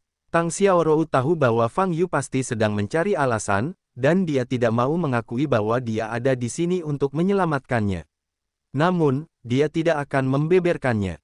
Sudah cukup bagi Fang Yu untuk datang dan menyelamatkannya. Ini menunjukkan bahwa Fang Yu masih menganggapnya sebagai sahabat di hatinya. Fang Yu, terima kasih banyak. Tang Xiaorou masih takut untuk beberapa saat memikirkan bahaya yang dia hadapi sekarang, tidak hanya matanya yang memerah. Dia mengulurkan tangannya, mencoba memeluk Fang Yu. Tapi Fang Yu menyingkir, menghindari pelukan ini. Kamu bisa menutup resleting mantelnya terlebih dahulu, kata Fang Yu. Mendengar ini, Tang Xiaorou menunduk dan tiba-tiba menjerit. Resleting mantelnya telah ditarik ke bawah sebelumnya, dan di dalamnya ada kemeja putih tipis. Baru saja Fang Yu menggunakan energi nyata untuk memaksanya keluar dari obat, yang membuatnya berkeringat dan membasahi baju tipisnya. Alhasil, kemeja berwarna terang ini menjadi nyaris transparan. Sekilas, Anda dapat melihat pakaian dalam di dalamnya. Tang Xiaorou tersipu dan segera membuka resleting jaketnya. Setelah menutup resletingnya, Tang Xiaorou diam-diam menatap Fang Yu lagi dan menemukan bahwa Fang Yu tidak sedang menatapnya sama sekali, tetapi ke Yang Su. Fang Yu, ayo pergi. Aku akan menjelaskan kepada ayahku apa yang terjadi hari ini, dari keluarga Yang. Pada titik ini, Tang Xiaorou sedikit khawatir di matanya yang indah. Ketika Fang Yu mengalahkan Yang Su seperti ini, keluarga Yang pasti tidak akan menyerah. Namun, Fang Yu mengalahkan Yang Su seperti ini untuk menyelamatkannya. Dia harus melindungi Fang Yu. Jika keluarga yang dimintai pertanggungjawaban, keluarga Tang kami pasti akan membantumu. Tang Xiaorou berkata dengan tegas. Ya, kamu benar-benar harus pergi. Aku akan menelepon ayahmu dan memintanya mengirim seseorang untuk menjemputmu, kata Fang Yu sambil mengeluarkan ponselnya. Bagaimana denganmu? Tang Xiaorou bertanya dengan bingung. Saya ingin tinggal dan menunggu keluarga yang datang. Fang Yu menjawab dengan tenang. Ketika Yang Su dipukuli seperti ini, keluarga yang pasti telah menerima berita tersebut dan pasti akan membawa seseorang kemari. Selama Fang Yu duduk di sini, dia bisa menunggu keluarga yang terjun ke jaring. Malam ini, dia harus memberi pelajaran pahit pada keluarga Yang. Yang Su hanyalah permulaan. Fang Yu menelepon Tang Mingde dan menjelaskan situasinya secara singkat. Beberapa menit kemudian, terdengar suara langkah kaki di koridor. Ayahmu ada di sini, ayo keluar. Fang Yu berdiri dan berjalan keluar. Tang Xiaorou mengikuti Fang Yu dan keluar dari kamar pribadi. Tang Mingde membawa Tang Si dengan beberapa pengawal di belakangnya. Melihat kekacauan di mana-mana di clubhouse, Tang Mingde dan Tang Si sama-sama memasang wajah ngeri. Ini adalah situs keluarga Yang. Itu dibuat seperti ini. Ayah. Tang Xiaorou segera berlari ke arah Tang Mingde dan memeluk Tang Mingde. Tang Mingde menyentuh kepala Tang Xiaorou dengan sedih dan menghibur. Bawa dia pergi, kata Fang Yu. Dokter Jenius Fang, maukah kamu pergi? Tidak akan mudah untuk pergi dengan seseorang dari keluarga Yang nanti. Tang Mingde berkata, dengan sungguh-sungguh. Aku hanya menunggu mereka datang, kata Fang Yu. Tang Mingde mengerutkan kening, tiba-tiba teringat sesuatu, dan berkata, di mana Yang Su? Bagaimana kabarnya? Di dalam. Fang Yu menunjuk ke pintu kamar pribadi. Tang Mingde dan Tang Si masuk dan melihat keadaan Yang Su yang menyedihkan, wajah mereka terkejut. Tang Mingde hampir tidak bisa menahan muntah. Ini terlalu menyedihkan. Di telepon tadi, Fang Yu hanya mengatakan bahwa dia telah mengalahkan Yang Su, tanpa menjelaskan situasi spesifiknya. Tang Mingde tidak menyangka Fang Yu akan mengalahkan Yang Su dengan cara yang buruk. Dengan cara ini, keluarga Yang harus abadi bersama Fang Yu. Ayah, Fang Yu hanya bertindak atas Yang Su untuk menyelamatkanku. Kamu harus menemukan cara untuk menjaganya, kata Tang Xiaorou, melihat wajah Tang Mingde dengan serius. Tentu saja, aku sedang memikirkan caranya, jawab Tang Mingde. Dengan kekuatan keluarga Tang, tidak cukup untuk takut pada keluarga Yang. Tetapi keluarga Yang adalah sekelompok orang gila, terutama Yang Yinzu, dengan kepribadian yang sangat kejam dan metode yang sangat berdarah dingin, sulit untuk memprediksi bagaimana reaksinya. Bagaimanapun, tidak pantas untuk tinggal lama di sini. Bagaimanapun, Shenlan Clubhouse adalah situs keluarga Yang. Ketika keluarga Yang datang, akan sulit bagi mereka untuk pergi. Dokter Jenius Fang, ikuti kami, kata Tang Mingde sambil menatap Fang Yu. Fang Yu menggelengkan kepalanya dan hendak berbicara. Tidak ada yang mau pergi. Seorang prajurit parubaya yang mengenakan jubah bela diri hitam berjalan ke atas. Di belakangnya, ada dua orang muda di lantai 8 tahap pemurnian Qi, mengenakan seni bela diri hitam yang sama. Di dada kiri Wu Pao, tercetak kata, dingin. Itu adalah master setengah langkah dari aula seni bela diri keluarga Han, Tuan Han. Ekspresi Tang Si berubah drastis saat melihat seniman bela diri parubaya ini. Mendengar kata-kata Tang Si, ekspresi Tang Mingde juga berubah. Dia tidak tahu banyak tentang seni bela diri, tapi dia juga pernah mendengar nama Banbu Grandmaster. Ini adalah alam kedua setelah ahli seni bela diri, dan mewakili kekuatan yang sangat kuat. Yang Jiaran mengundang Tuan Han, ini merepotkan. Tang Si tampak jelek. Hanya kalian bertiga. Fang Yu bertanya saat ini gelombang www.novelringan.com gelombang. Kata-kata Fang Yu terdengar seperti provokasi bagi prajurit parubaya. Saya Han Yueming, kurator Museum Seni Bela Diri Keluarga Han. Saya menerima permintaan Nona Yang Jiayang untuk datang ke sini untuk membersihkan seseorang. Han Yueming berkata sambil mendengus dingin.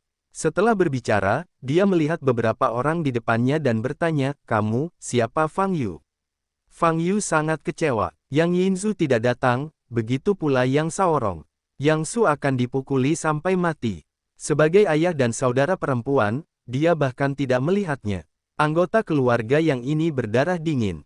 Menghadapi pertanyaan Han Yueming, Tang Xi maju selangkah dan mengacungkan tinjunya ke Han Yueming. Tuan Han, kami adalah keluarga Tang di selatan Sungai Yangtze. Ini adalah kepala keluarga Tang Mingde.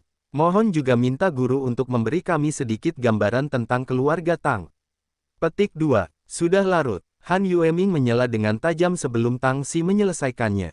Saya telah berjanji pada Nona yang untuk membantunya menyingkirkan Fang Yu, dan sekarang biarkan dia pergi. Bukankah itu akan menghancurkan tanda aula seni bela diri Hanjia milikku? Selain itu, Fang Yu menyinggung mereka dengan pengaruh keluarga yang di Jiangnan, dan tidak melawan. Itu perlu. Han Yueming berkata dengan dingin. Saya akan bertanya untuk terakhir kalinya, siapa Fang Yu? Jika tidak ada yang berbicara, aku akan memperlakukanmu sebagai Fang Yu dan membunuh mereka bersama-sama. Han Yueming berkata dengan arogan. Di antara sekelompok orang di depannya, yang terkuat adalah Tang Xi yang lahir dengan 8 tahap. Sebagai setengah langkah tuan, Han Yueming sama sekali tidak memperhatikan orang-orang ini. Saya Fang Yu. Fang Yu melangkah maju dan berkata, Dr. Fang, wajah Tang Mingde berubah drastis. Dia tidak menyangka Fang Yu akan mengambil inisiatif untuk menonjol saat ini. Lawannya adalah master setengah langkah. Tindakan Fang Yu sama saja dengan bunuh diri. Bab 37 banding 1 pukulan. Nama, pemurni ki terkuat penulis, Li Daoran. Plus matikan mengatur ulang. Oh, kamu adalah Fang Yu. Han Yueming sedikit menyipitkan mata dan menatap Fang Yu. Dia bisa merasakan aura Fang Yu, dia hanyalah seorang seniman bela diri bawaan Wudan. Dengan kekuatan ini, sejujurnya, dia bahkan tidak perlu menembak. Hanya saja, bagaimanapun juga, dia menerima hadiah besar dari keluarga Yang, dan dia masih memiliki kekuatan. Terlebih lagi, wajah tenang anak laki-laki di depannya sepertinya tidak menarik perhatiannya sama sekali, yang membuatnya merasa sangat tidak nyaman. Wah, kamu cukup baik, sayang sekali. Han Yueming perlahan berjalan menuju Fang Yu. Kamu bertemu denganku. Kamu harus cepat, kata Fang Yu tidak sabar. Melihat penghinaan Fang Yu, kemarahan Han Yueming tersulut.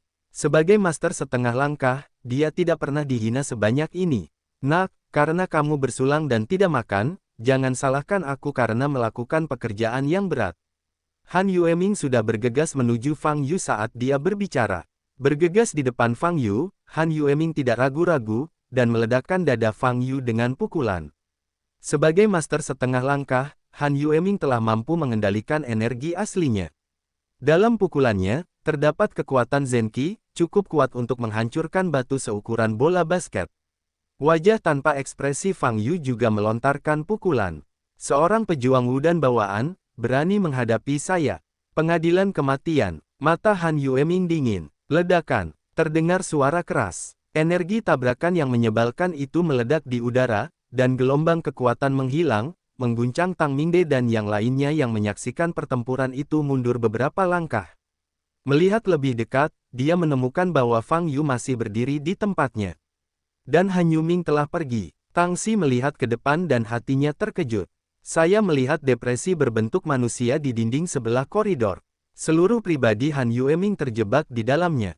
Dia mengeluarkan darah dari 7 lubang, ekspresinya sangat menyakitkan, dan matanya penuh ketakutan. Bagaimana seorang seniman bela diri bawaan Wudan bisa memiliki kekuatan seperti itu? Engah. Han Yueming memuntahkan seteguk darah, dan orang itu mencondongkan tubuh ke depan, jatuh dari dinding, jatuh ke tanah, dan tidak bisa lagi berdiri. Master setengah langkah dibunuh oleh Fang Yu dengan sebuah pukulan. Ketika dua murid Han Yueming melihat pemandangan ini, hati dan pikiran mereka terbelah. Di mana mereka berani mengambil tindakan? Bawa tuanmu, keluar, kata Fang Yu. Kedua murid magang itu menjemput Han Yueming yang terluka parah, dan sepertinya bergegas turun untuk melarikan diri. Keluarga Yang, apa yang terjadi sekarang? Bagaimana kabar Suer? Yang Saorong bertanya dengan cemas di telepon. Ayah, saya telah mempekerjakan Master Han dari Aula Seni Bela Diri keluarga Han, jika dia.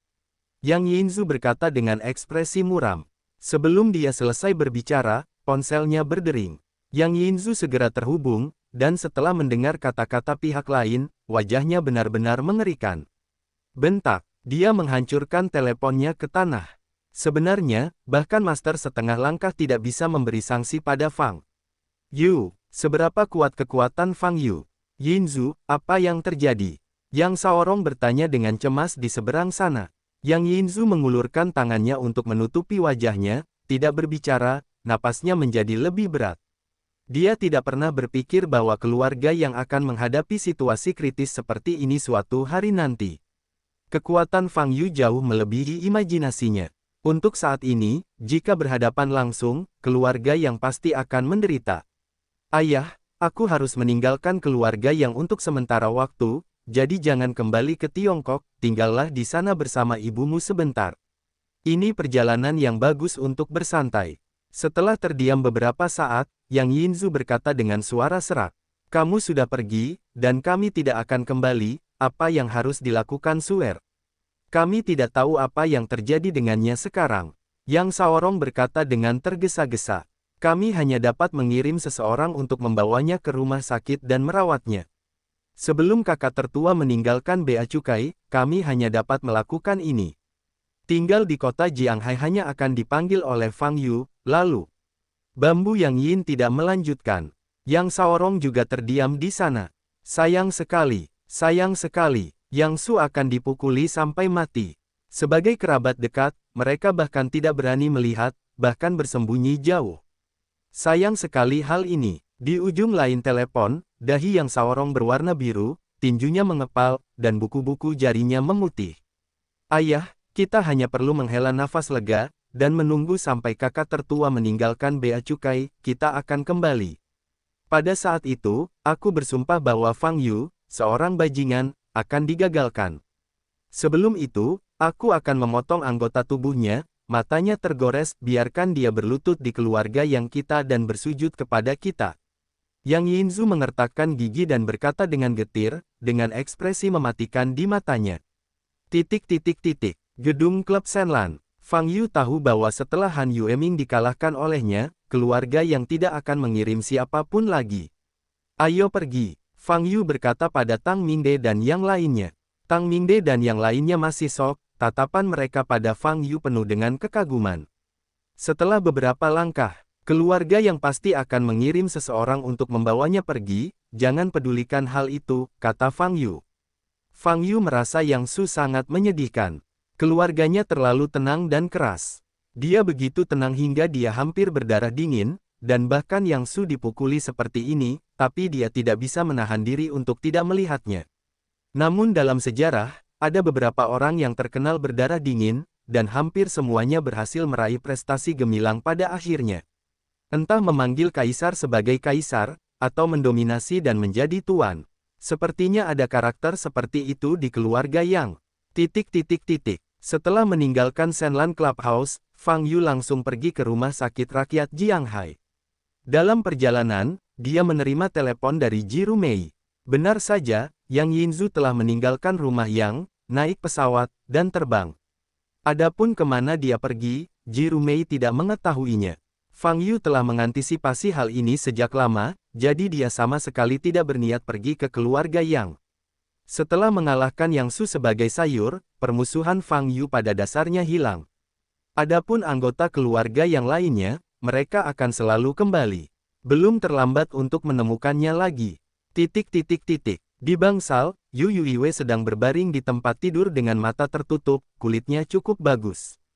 Seperti yang dikatakan Fang Yu, Yu Yuiwe hanya mengalami sedikit gegar otak, dan itu bukan masalah besar. Namun, kaki kanannya mengalami patah tulang.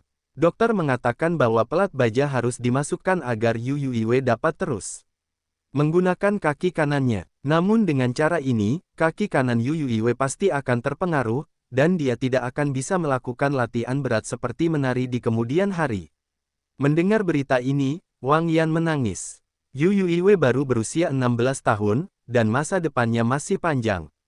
Namun di usianya yang begitu muda, kaki kanannya mengalami kerusakan permanen dan tidak akan pernah bisa menari lagi.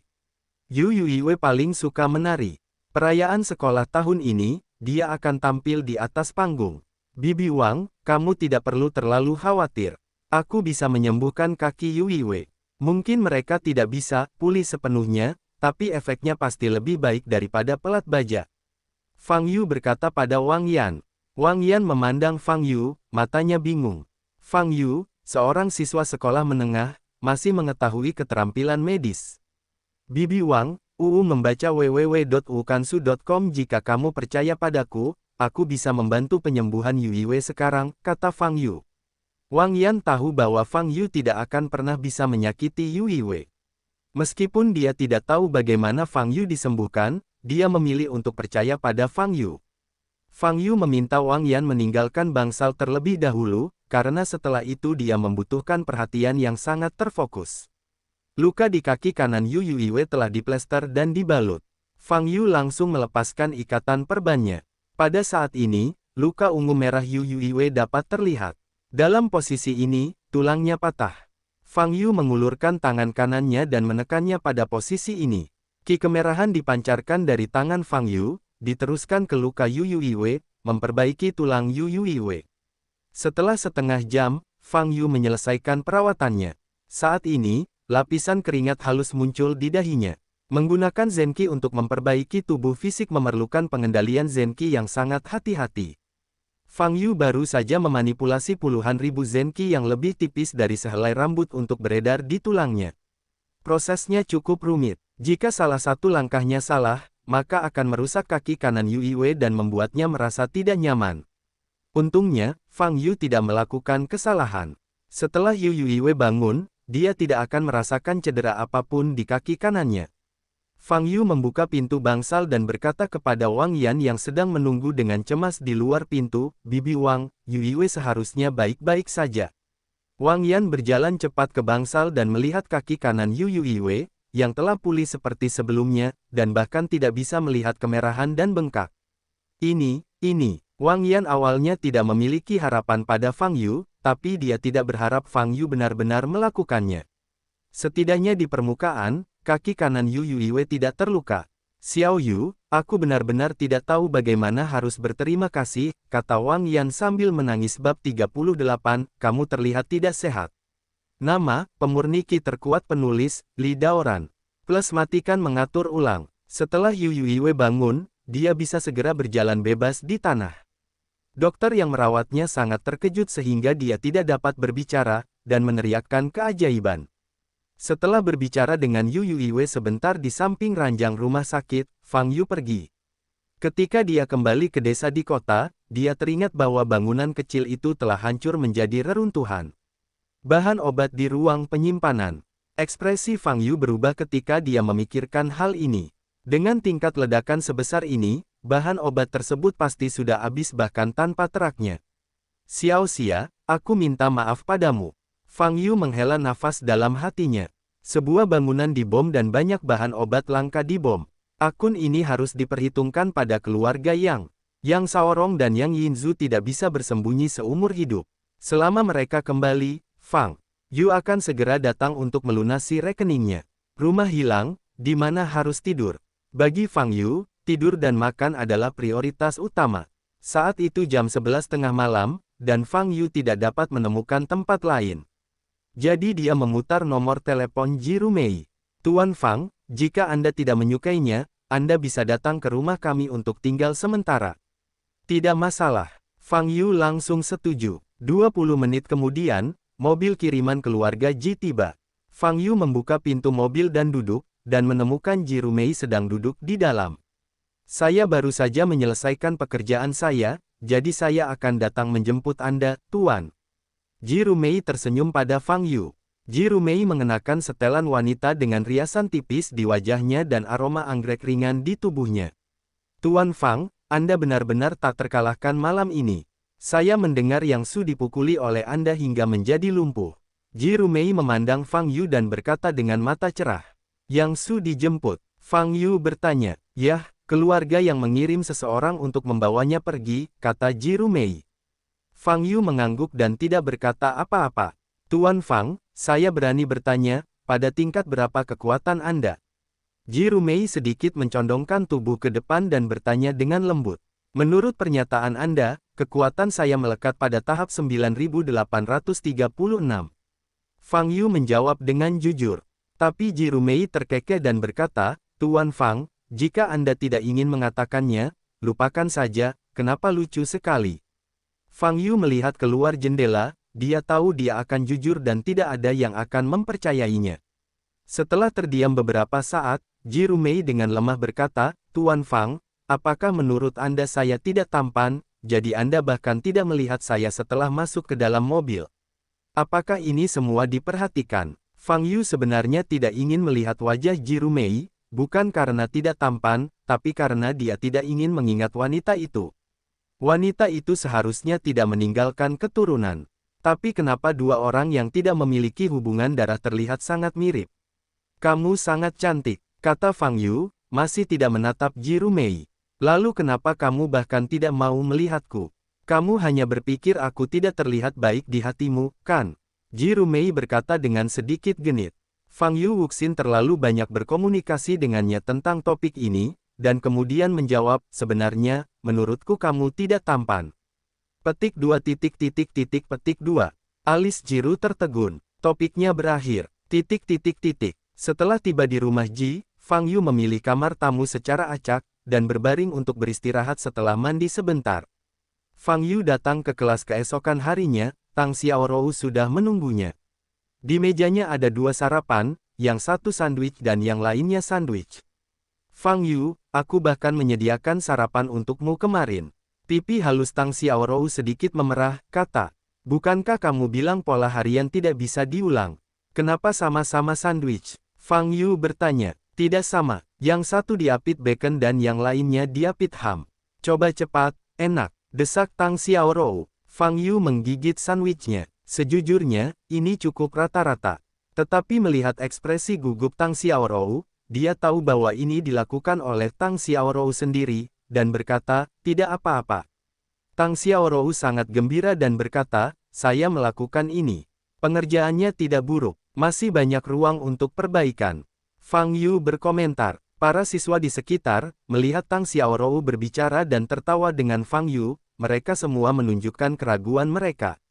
Bukankah Tang Xiaorou benar-benar berselisih dengan Fang Yu? Kemarin kami masih menghadapi konfrontasi. Mengapa hubungannya begitu baik hari ini? Orang-orang ini merasa dikhianati di dalam hati mereka. Semua orang berada di perahu yang sama, berdiri di seberang Fang Yu. Tapi Tang Xiaorou berkhianat begitu cepat. Apakah dia layak untuk Zhao Xuanger? Baru hari ini, baik Zhao Xuanger maupun Yang Su tidak datang. Melihat kursi Zhao Xuanger yang kosong, Tang Xiaorou merasa sedikit campur aduk. Setelah kejadian tadi malam, dia tidak tahu bagaimana menghadapi mantan teman baiknya ini. Selama kelas, Fang Yu sedang membaca novel, tetapi Tang Xiaorou menepuk bahunya. Jiang Yue itu datang menemuimu, kata Tang Xiaorou. Fang Yu menoleh dan melihat Jiang Yue berdiri di pintu belakang kelas. Biarkan dia pergi, kata Fang Yu. Berpikir keras, Fang Yu juga bisa memikirkan mengapa Jiang Yue mencarinya. Itu pasti untuk posisi ayahnya. Tapi Fang Yu tidak memiliki simpati sedikit pun terhadap keluarga Jiang Yue. Mereka menyalahkan semuanya. Tang Xiaorou berjalan ke pintu belakang kelas dan mengucapkan beberapa patah kata kepada Jiang Yue. Ekspresi Jiang Yue berubah, dan dia langsung masuk ke ruang kelas dan mendatangi Fang Yu.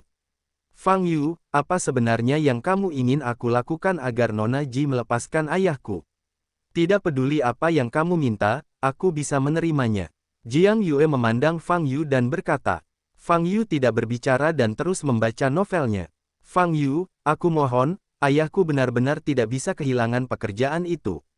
Jiang Yue memohon, kamu berisik. Fang Yu sedikit mengernyit, menatap Jiang Yue. Jiang Yue masih ingin berbicara, tetapi Fang Yu menghentikannya dengan mata dingin. Segera keluar, kata Fang Yu. Jiang Yue pucat dan berjalan keluar kelas. Fang Yu tidak makan keras dan lembut, dia tidak punya pilihan. Namun jika dia tidak dapat membuat Fang Yu berbicara, ayahnya tidak akan dapat melanjutkan posisinya. Harus memikirkan cara lain. Sepulang sekolah pada siang hari, Fang Yu menerima telepon dari Ji Rumei. Tuan Fang, tentang hutan perawan kota Sanhua, saya baru saja menerima kabar bahwa sekelompok prajurit akan masuk ke sana. Jika Anda tertarik, saya dapat meminta mereka untuk bertemu dengan Anda. Mereka mungkin memiliki informasi lain di tangan mereka. Fang Yu berpikir sejenak dan menjawab, "Oke, kalau begitu kamu bisa membantuku membuat janji dengan mereka." Fang Yu harus mengunjungi hutan perawan itu. Jika ada monster level tinggi di dalamnya, dia akan menghasilkan banyak uang. Inti dalam monster-monster segar dapat memberinya aura paling murni, menelan inti dalam monster tingkat tinggi yang segar lebih berguna daripada menelan 20 inti dalam monster tingkat rendah. Sore harinya, Fang Yu meninggalkan sekolah. Wang Yan dan Yu Yuiwei akan keluar dari rumah sakit dan harus mencari tempat baru untuk mereka. Desa di kota. Sebuah van hitam melaju ke pintu reruntuhan gelombang www.novelringan.com. Gelombang seorang pria berjas hitam turun dari mobil. Ada apa dengan peledakan kita? Apalagi yang perlu diselidiki? Rumah ini diledakkan seperti ini. Pria itu melihat reruntuhan di depannya dan berkata dengan marah. Akui nasibmu, orang tidak meledak, dan tidak ada gunanya mengatakan apa-apa. Dan misi ini gagal, di atas hanya untuk kita menyerahkan laporan investigasi di tempat, berhenti mengeluh, cepat ambil beberapa foto dan pergi. Kata pengemudi itu, saya benar-benar tidak mengerti, kami menggunakan bom seberat 1 ton. Bagaimana mungkin tidak membunuh siapapun? Salahkah, orang itu mungkin sudah meledak menjadi abu. Pria itu bergumam sambil mengambil gambar. Sungguh aneh.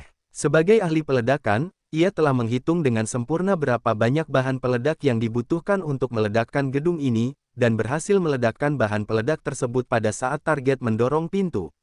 Dalam keadaan seperti itu, dia benar-benar tidak bisa memikirkan bagaimana tujuannya bisa bertahan. Saya dengar pria itu bermasalah dengan majikannya tadi malam. Sopir itu mengambil cerutu dan menyalakannya. Bagaimana ini mungkin? Bahkan jika orang tersebut tidak terbunuh, dia harus terluka parah. Bagaimana dia masih memiliki kekuatan untuk menemukan majikannya dalam masalah? Kecuali orang tersebut adalah alien atau transformer. Pria itu selesai mengambil gambar, melihat kembali ke pengemudi dan berkata dengan keras. Haha, sopir itu menyesap cerutunya dan hendak berbicara, tetapi tiba-tiba melihat sesosok tubuh muncul dari punggung pria itu, dan terkejut. Apa masalahnya? Pria itu memperhatikan perubahan pada wajah pengemudi, dia terkejut sejenak dan bertanya. Sopir itu tidak berbicara, melainkan langsung mengeluarkan pistol dan menembak ke arah sosok di belakang pria itu. Ledakan. Bab 39, akun ini dijamin akan terbayar. Nama, pemurni ki terkuat penulis, Li Daoran. Plus matikan mengatur ulang. Brengsek. Pistol itu hampir menyekat telinga pria itu, membuat pria itu ketakutan. Rubah tua, kamu ingin membunuhku. Pria itu mengutuk setelah pulih. Kucing terbang, perhatikan di belakangmu. Rubah tua itu berteriak dengan gugup. Penampilan rubah tua sama sekali tidak terlihat seperti lelucon, dan tidak ada yang akan membuat lelucon dengan pistol. Alarm berbunyi di hati Fei Mao. Segera berbalik dan sekaligus mencabut pistol yang disematkan di pinggangnya. Seorang pria muda berdiri di hadapannya. Mata Fei Mao sangat menakjubkan. Dia mengeluarkan pistolnya dan menarik pelatuknya tanpa ragu-ragu. Bentak, Fang Yu menamparkan pistol kucing terbang itu untuk terbang keluar. Bagaimana dia bisa begitu cepat? Wajah Fei Mao sedikit berubah, lengan kirinya dikibaskan, dan cahaya perak muncul di tangannya, dan belati muncul, menusuk jantung Fang Yu. Inilah naluri seorang pembunuh, setiap gerakan diarahkan pada bagian target yang mematikan. Fang Yu menyipitkan mata sedikit dan memotong dengan telapak tangan ketika belati hendak menyentuhnya. Apa? Fei Mao dipukul dengan keras di pergelangan tangan kirinya, dan belati itu jatuh ke tanah. Dia melangkah mundur dan menatap Fang Yu dengan tidak percaya, wajahnya pucat. Pada saat ini, rubah tua yang duduk dalam posisi mengemudi sekali lagi membidik kepala Fang Yu dan menarik pelatuknya. Ledakan. Fang Yu seperti yang diharapkan, dan kepalanya bergerak sedikit ke samping untuk menghindari peluru. Ini, bagaimana mungkin? Hati rubah tua terguncang. Bukan karena dia belum membunuh prajurit tingkat tinggi, tapi dia belum pernah bertemu prajurit seperti Fang Yu. Dengan tembakan dalam jarak sedekat itu barusan, meskipun itu adalah master setengah langkah, mustahil untuk melarikan diri. Ketika mentalitas rubah tua sedang kacau, Fang Yu mengambil belati dari tanah dan melemparkannya ke depan. Hah! Belati itu mengenai pistol di tangan rubah tua dan membelah pistol menjadi 2. Tenanglah, aku hanya ingin menanyakan beberapa pertanyaan padamu. Tidak perlu menggerakkan pisau atau senjata. Fang Yu berkata sambil tersenyum. Melihat wajah Fang Yu, rubah tua itu merasa sedikit familiar. Segera, dia teringat bahwa pria ini adalah target misi pembunuhan tadi malam. Ya, itu kamu. Mata Old Fox sangat terkejut. Saat ini, kucing terbang di samping juga mengenali Fang Yu. Inilah orang yang gagal dalam misi peledakannya untuk pertama kalinya sejak dia memulai karirnya. Kamu organisasi apa? Fang Yu bertanya sambil memandangi rubah tua itu. Rubah tua itu pucat dan tidak berbicara. Sebagai seorang pembunuh, saat Fang Yu sedang berbicara dengan rubah tua itu, Fei Mao menyentuh sakunya dan mengeluarkan miniatur peluncur jarum racun darinya. Ini adalah senjata tersembunyi yang diperlukan bagi setiap pembunuh di organisasi mereka. Jarum beracun itu sangat beracun. Asalkan disuntikkan ke dalam tubuh manusia bisa menyebabkan kematian dalam beberapa detik. Fei Mao mengarahkan pemancar ke Fang Yu dan menekan tombol peluncuran. Tertawa, jarum beracun, setipis rambut, ditembakkan dan diarahkan langsung ke leher Fang Yu. Anda tidak dapat bersembunyi kali ini. Mata Fei Mao berkedip dingin, tapi kemudian, dia tercengang. Fang Yu mengangkat tangan kanannya, jari telunjuk dan jari tengahnya terjepit di udara di samping lehernya. Tidak mungkin. Ketika Fang Yu melihat jarum beracun berwarna keperakan di antara jari-jari Fang Yu, jantung Fei Mao hancur total. Fang Yu di depannya sama sekali bukan manusia. Fang Yu menyipitkan matanya dan mengamati jarum beracun di tangannya. Senjata tersembunyi retro semacam ini sedang populer sekarang, kata Fang Yu ringan, dan menjentikkan jarinya. Ada cahaya perak di udara. Tertawa, jarum beracun ini menembus dahi kucing terbang itu. Wajah Fei Mao ngeri dan berteriak, "Ah!" Tapi suaranya tiba-tiba berhenti. Segera, dia memutar matanya dengan tajam, mulutnya berbusa, dan jatuh ke tanah tanpa mengeluarkan suara. Melihat temannya sekarat kesakitan, rubah tua itu merasakan hati dan isi perutnya terkoyak. Mari kita ngobrol baik-baik. Fang Yu memandang rubah tua itu dan tersenyum. Senyuman Fang Yu kali ini sangat menakutkan bagi Lao Hu. Rubah tua itu mengertakkan gigi, menginjak pedal gas, dan berlari ke depan dengan seluruh kekuatannya. Dia ingin melarikan diri ke sini. Mata Fang Yu bersinar, dan ketika dia menggerakkan kakinya, sosoknya menghilang di tempatnya. Ledakan. Mobil van yang melaju dengan kecepatan penuh sepertinya menabrak sesuatu dan tidak bisa bergerak maju.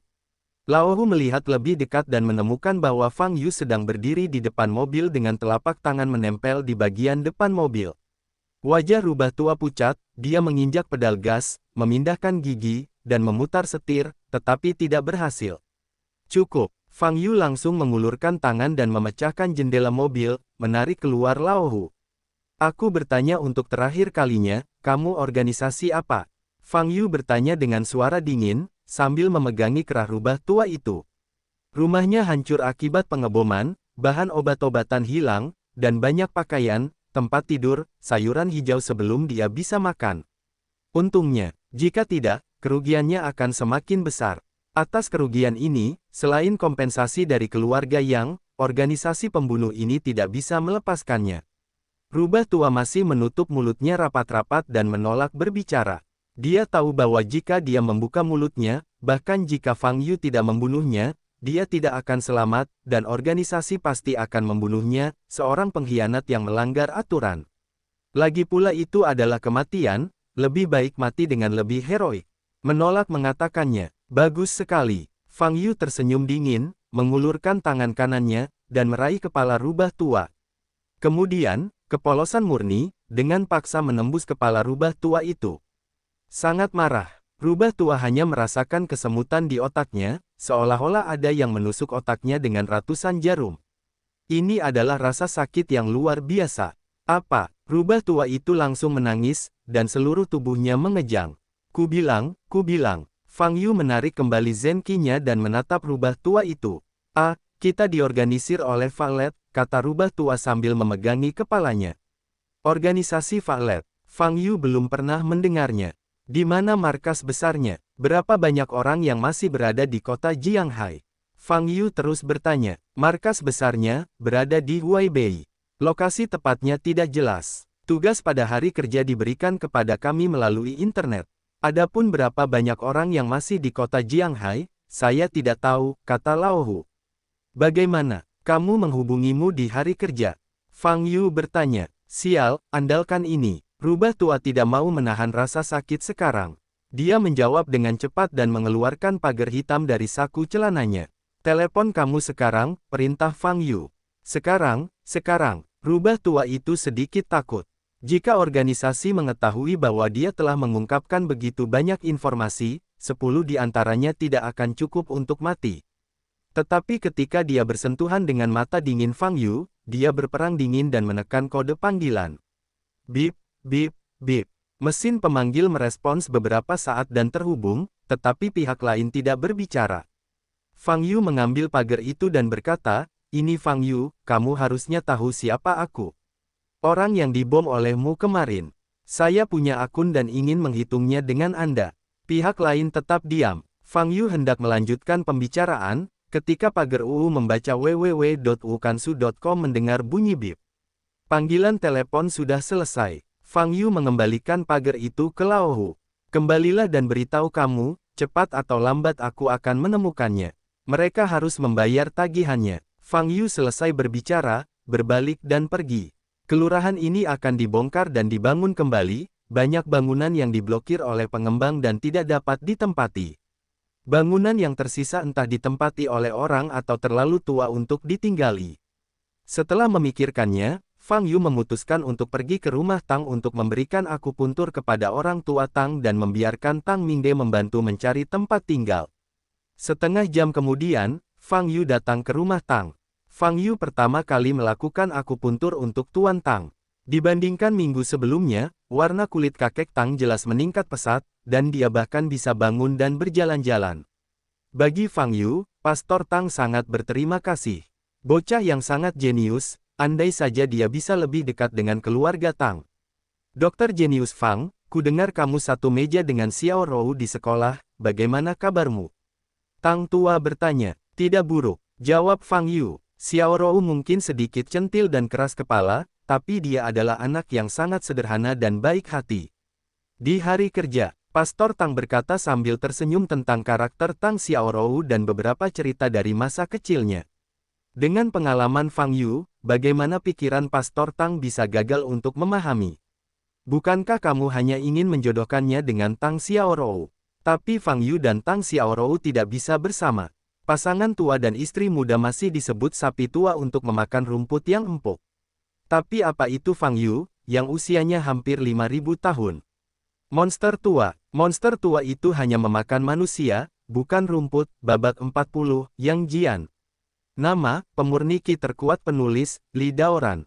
Plus matikan mengatur ulang. Fang Yu dan Tang Mingde duduk di aula setelah memberikan akupuntur kepada Tuan Tang. Dokter Jenius Fang, saya telah menerima kabar bahwa Yang Su diam-diam telah dikirim ke luar negeri untuk perawatan, dan keluarga yang telah menyembunyikan apa yang terjadi tadi malam. Kata Tang Mingde sambil menatap Fang Yu dengan keterkejutan di matanya. Gaya dan metode keluarga Yang, dia tahu betul, itu adalah serigala. Siapapun yang menggigit sepotong daging, mau tidak mau ia akan mengejarnya hingga menggigit pihak lain hingga berdarah. Tapi apa yang dilakukan Fang Yu kemarin lebih dari sekedar menggigit sepotong daging dari keluarga Yang. Dia langsung membuat hati dan jiwa keluarga Yang menjadi sia-sia. Tetapi reaksi keluarga Yang sangat enggan untuk diterima, bahkan Yang Yinzu meninggalkan kota Jianghai dalam semalam. Ini menunjukkan bahwa serigala jahat dari keluarga Yang juga merasa takut saat menghadapi Fang Yu. Seberapa kuatkah pemuda ini? Namun, Tang Mingde masih sangat khawatir. Yang Saorong memiliki 2 putra dan seorang putri. Putrinya, Yang Yinzu, adalah seorang jenius bisnis dan sangat terkenal di Jiangnan. Putra tertua, Yang Jian, adalah seorang jenius seni bela diri. Sejak 10 tahun yang lalu, dia dianggap sebagai murid magang oleh Guru Long, seorang ahli seni bela diri yang kuat di Jiangnan. Selama 10 tahun belajar di bawah bimbingan Guru Long, Yang Jian jarang tinggal di keluarga Yang, dan jarang muncul di depan umum.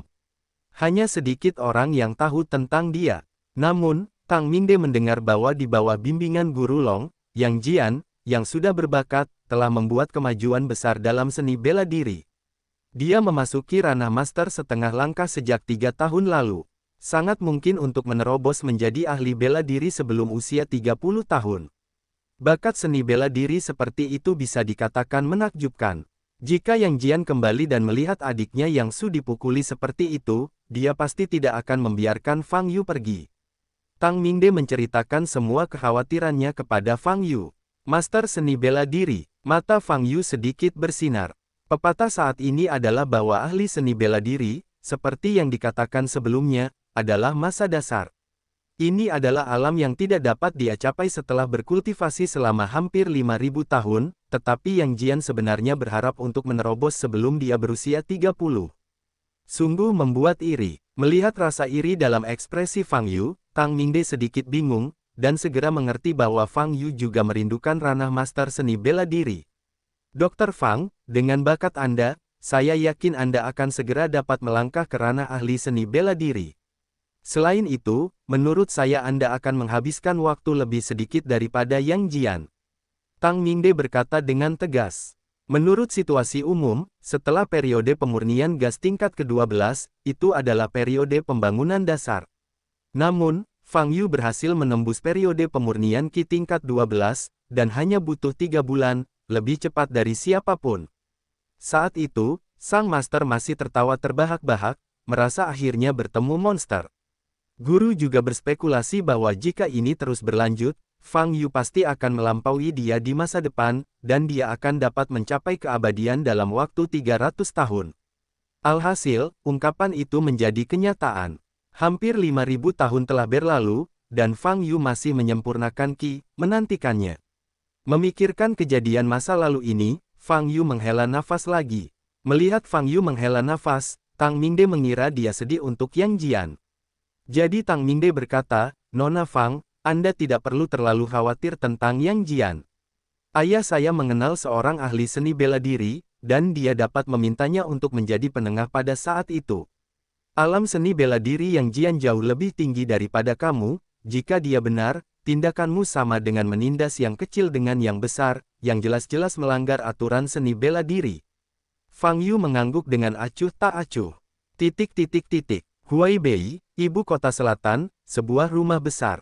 Yang Yinzu sedang duduk di sofa di lobi, melihat laporan inspeksi dengan buku catatan. Fraktur anggota badan yang kominutif, tidak ada kemungkinan perbaikan. Cedera pada tulang belakang dapat mengakibatkan kelumpuhan saraf pada anggota badan. Tubuh bagian bawah pecah, kemungkinan besar kehilangan kesuburan. Melihat diagnosis pada laporan ini, wajah Yang Yinzu menjadi semakin jelek, dan matanya memerah. Fang Yu, aku ingin kamu mati. Aku ingin kamu mati. Yang Yinzu mengertakkan gigi dan matanya sangat pahit. Pada saat ini, seorang bawahan masuk ke aula dan berkata, Nona, Tuan Muda Yang Jian membalas surat. Yang Yinzu segera mengangkat kepalanya, memandang pria ini, dan berkata dengan penuh semangat, katakan. Tuan Gu berkata bahwa Tuan Muda Yang Jian telah mengikuti retret selama hampir setengah tahun, dan dia akan segera pergi. Selain itu, tujuan Tuan Muda Yang Jian dalam retret ini adalah untuk menerobos ke bidang seni bela diri menguasai. Kata bawahan itu dengan penuh semangat. Yang Yinzu berdiri dengan semangat. Bagus, bagus. Jika kakak laki-laki tertua benar-benar berhasil menembus master seni bela diri, akan lebih mudah untuk menghadapi Fang Yu itu. Fang Yu, kamu harus berlutut di depan keluarga Yang dan bersujud kepada leluhur kita. Aku akan membalasmu 10 kali lipat luka saudaraku. Yang Yinzu bergumam pada dirinya sendiri dengan ekspresi muram, tangannya sedikit gemetar. Keluarga Tang. Fang Yu meminta Tang Mingde membantu mencari tempat tinggal. Saya juga punya villa di dekat sini, berikan kepada Dr. Genius Fang. Kata Tang Mingde. Fang Yu sedikit mengernyit, tempat ini terlalu jauh dari desa Jianan. Dia harus pergi ke kebun sayur di belakang gunung untuk menyiram setiap 2 hari, sangat tidak nyaman tinggal di sini. Apakah ada tempat tinggal di dekat desa Jianan? Fang Yu bertanya. Tang Mingde merenung sejenak, menggelengkan kepalanya, dan berkata, untuk saat ini tidak ada hal seperti itu, tetapi jika Anda membutuhkannya, saya dapat meminta seseorang untuk membeli rumah di dekat sini. Petik 2. Oke, kalau begitu kamu bisa bantu aku membeli rumah di dekat sini. Terima kasih banyak, kata Fang Yu. Tang Mingde segera melambaikan tangannya dan berkata dengan wajah serius, Dr. Genius Fang, Anda telah membantu keluarga Tang kami berkali-kali, kami harus melakukan sedikit bantuan untuk Anda. Mengapa terima kasih? Fang Yu mengangguk dan berhenti bicara. Tang Mingde bergerak sangat cepat. Hanya butuh waktu kurang dari 1 jam untuk membeli rumah dupleks untuk Fang Yu di komunitas Lijiang dekat desa Jianan. Fang Yu membuat Tang Mingde mengingat kepemilikan rumah ini atas nama ibu dan anak perempuan Wang Yan. Yu Yuiwe terluka karena keterlibatan Fang Yu. Ini sedikit kompensasi dari Fang Yu. Kemudian, Fang Yu pergi ke rumah sakit untuk menjemput ibu dan anak perempuan Wang Yan, dan mengirim mereka ke komunitas Lijiang, hingga lantai 28. Buka pintunya dan lihat situasi rumahnya.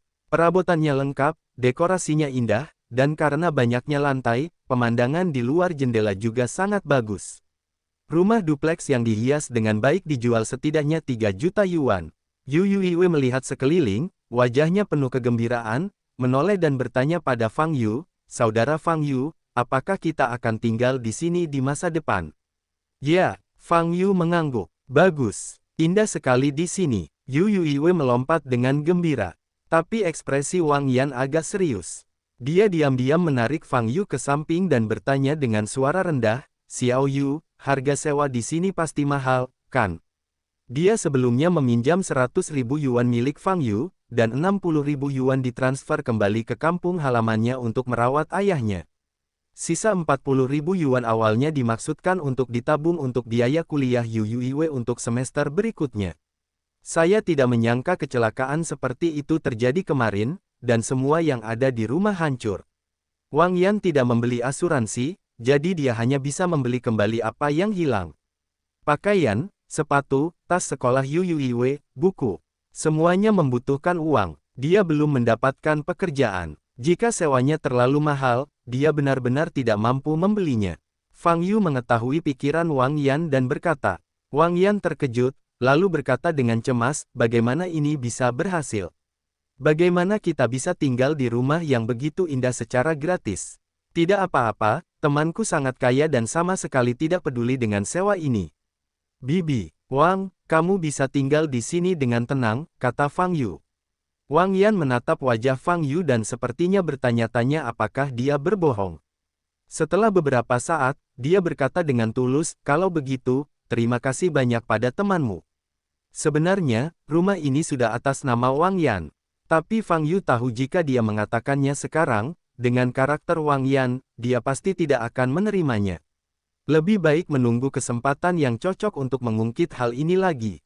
Membaca www.uukansu.com. Rumah dupleks ini memiliki 1 kamar di lantai 1 dan 2 kamar di lantai 2. Fang Yu memilih kamar di lantai 1 dan memberikan kamar di lantai 2 kepada Wang Yan dan Yu Yuiwe. Setelah merapikan kamar, Fang Yu menerima telepon dari Ji Rumei. Tuan Fang, para pejuang yang ingin memasuki hutan purba itu akan tiba di rumah kita sekitar setengah jam. Saya akan menjemputmu sekarang, kan? Oke, saya di komunitas Lijiang, kata Fang Yu. Sekitar 1 jam kemudian, Fang Yu datang ke rumah Ji. Tuan Fang, Nyonya dan para tamu ada di ruang tamu di lantai 2. Saya akan mengantar Anda. Kepala pelayan sudah lama mengenal Fang Yu dan dengan hormat membawa Fang Yu ke atas menuju pintu ruang tamu. Pengurus rumah tangga mengetuk pintu, membuka pintu setelah mendengar jawabannya, dan berkata, Nona, Tuan Fang ada di sini.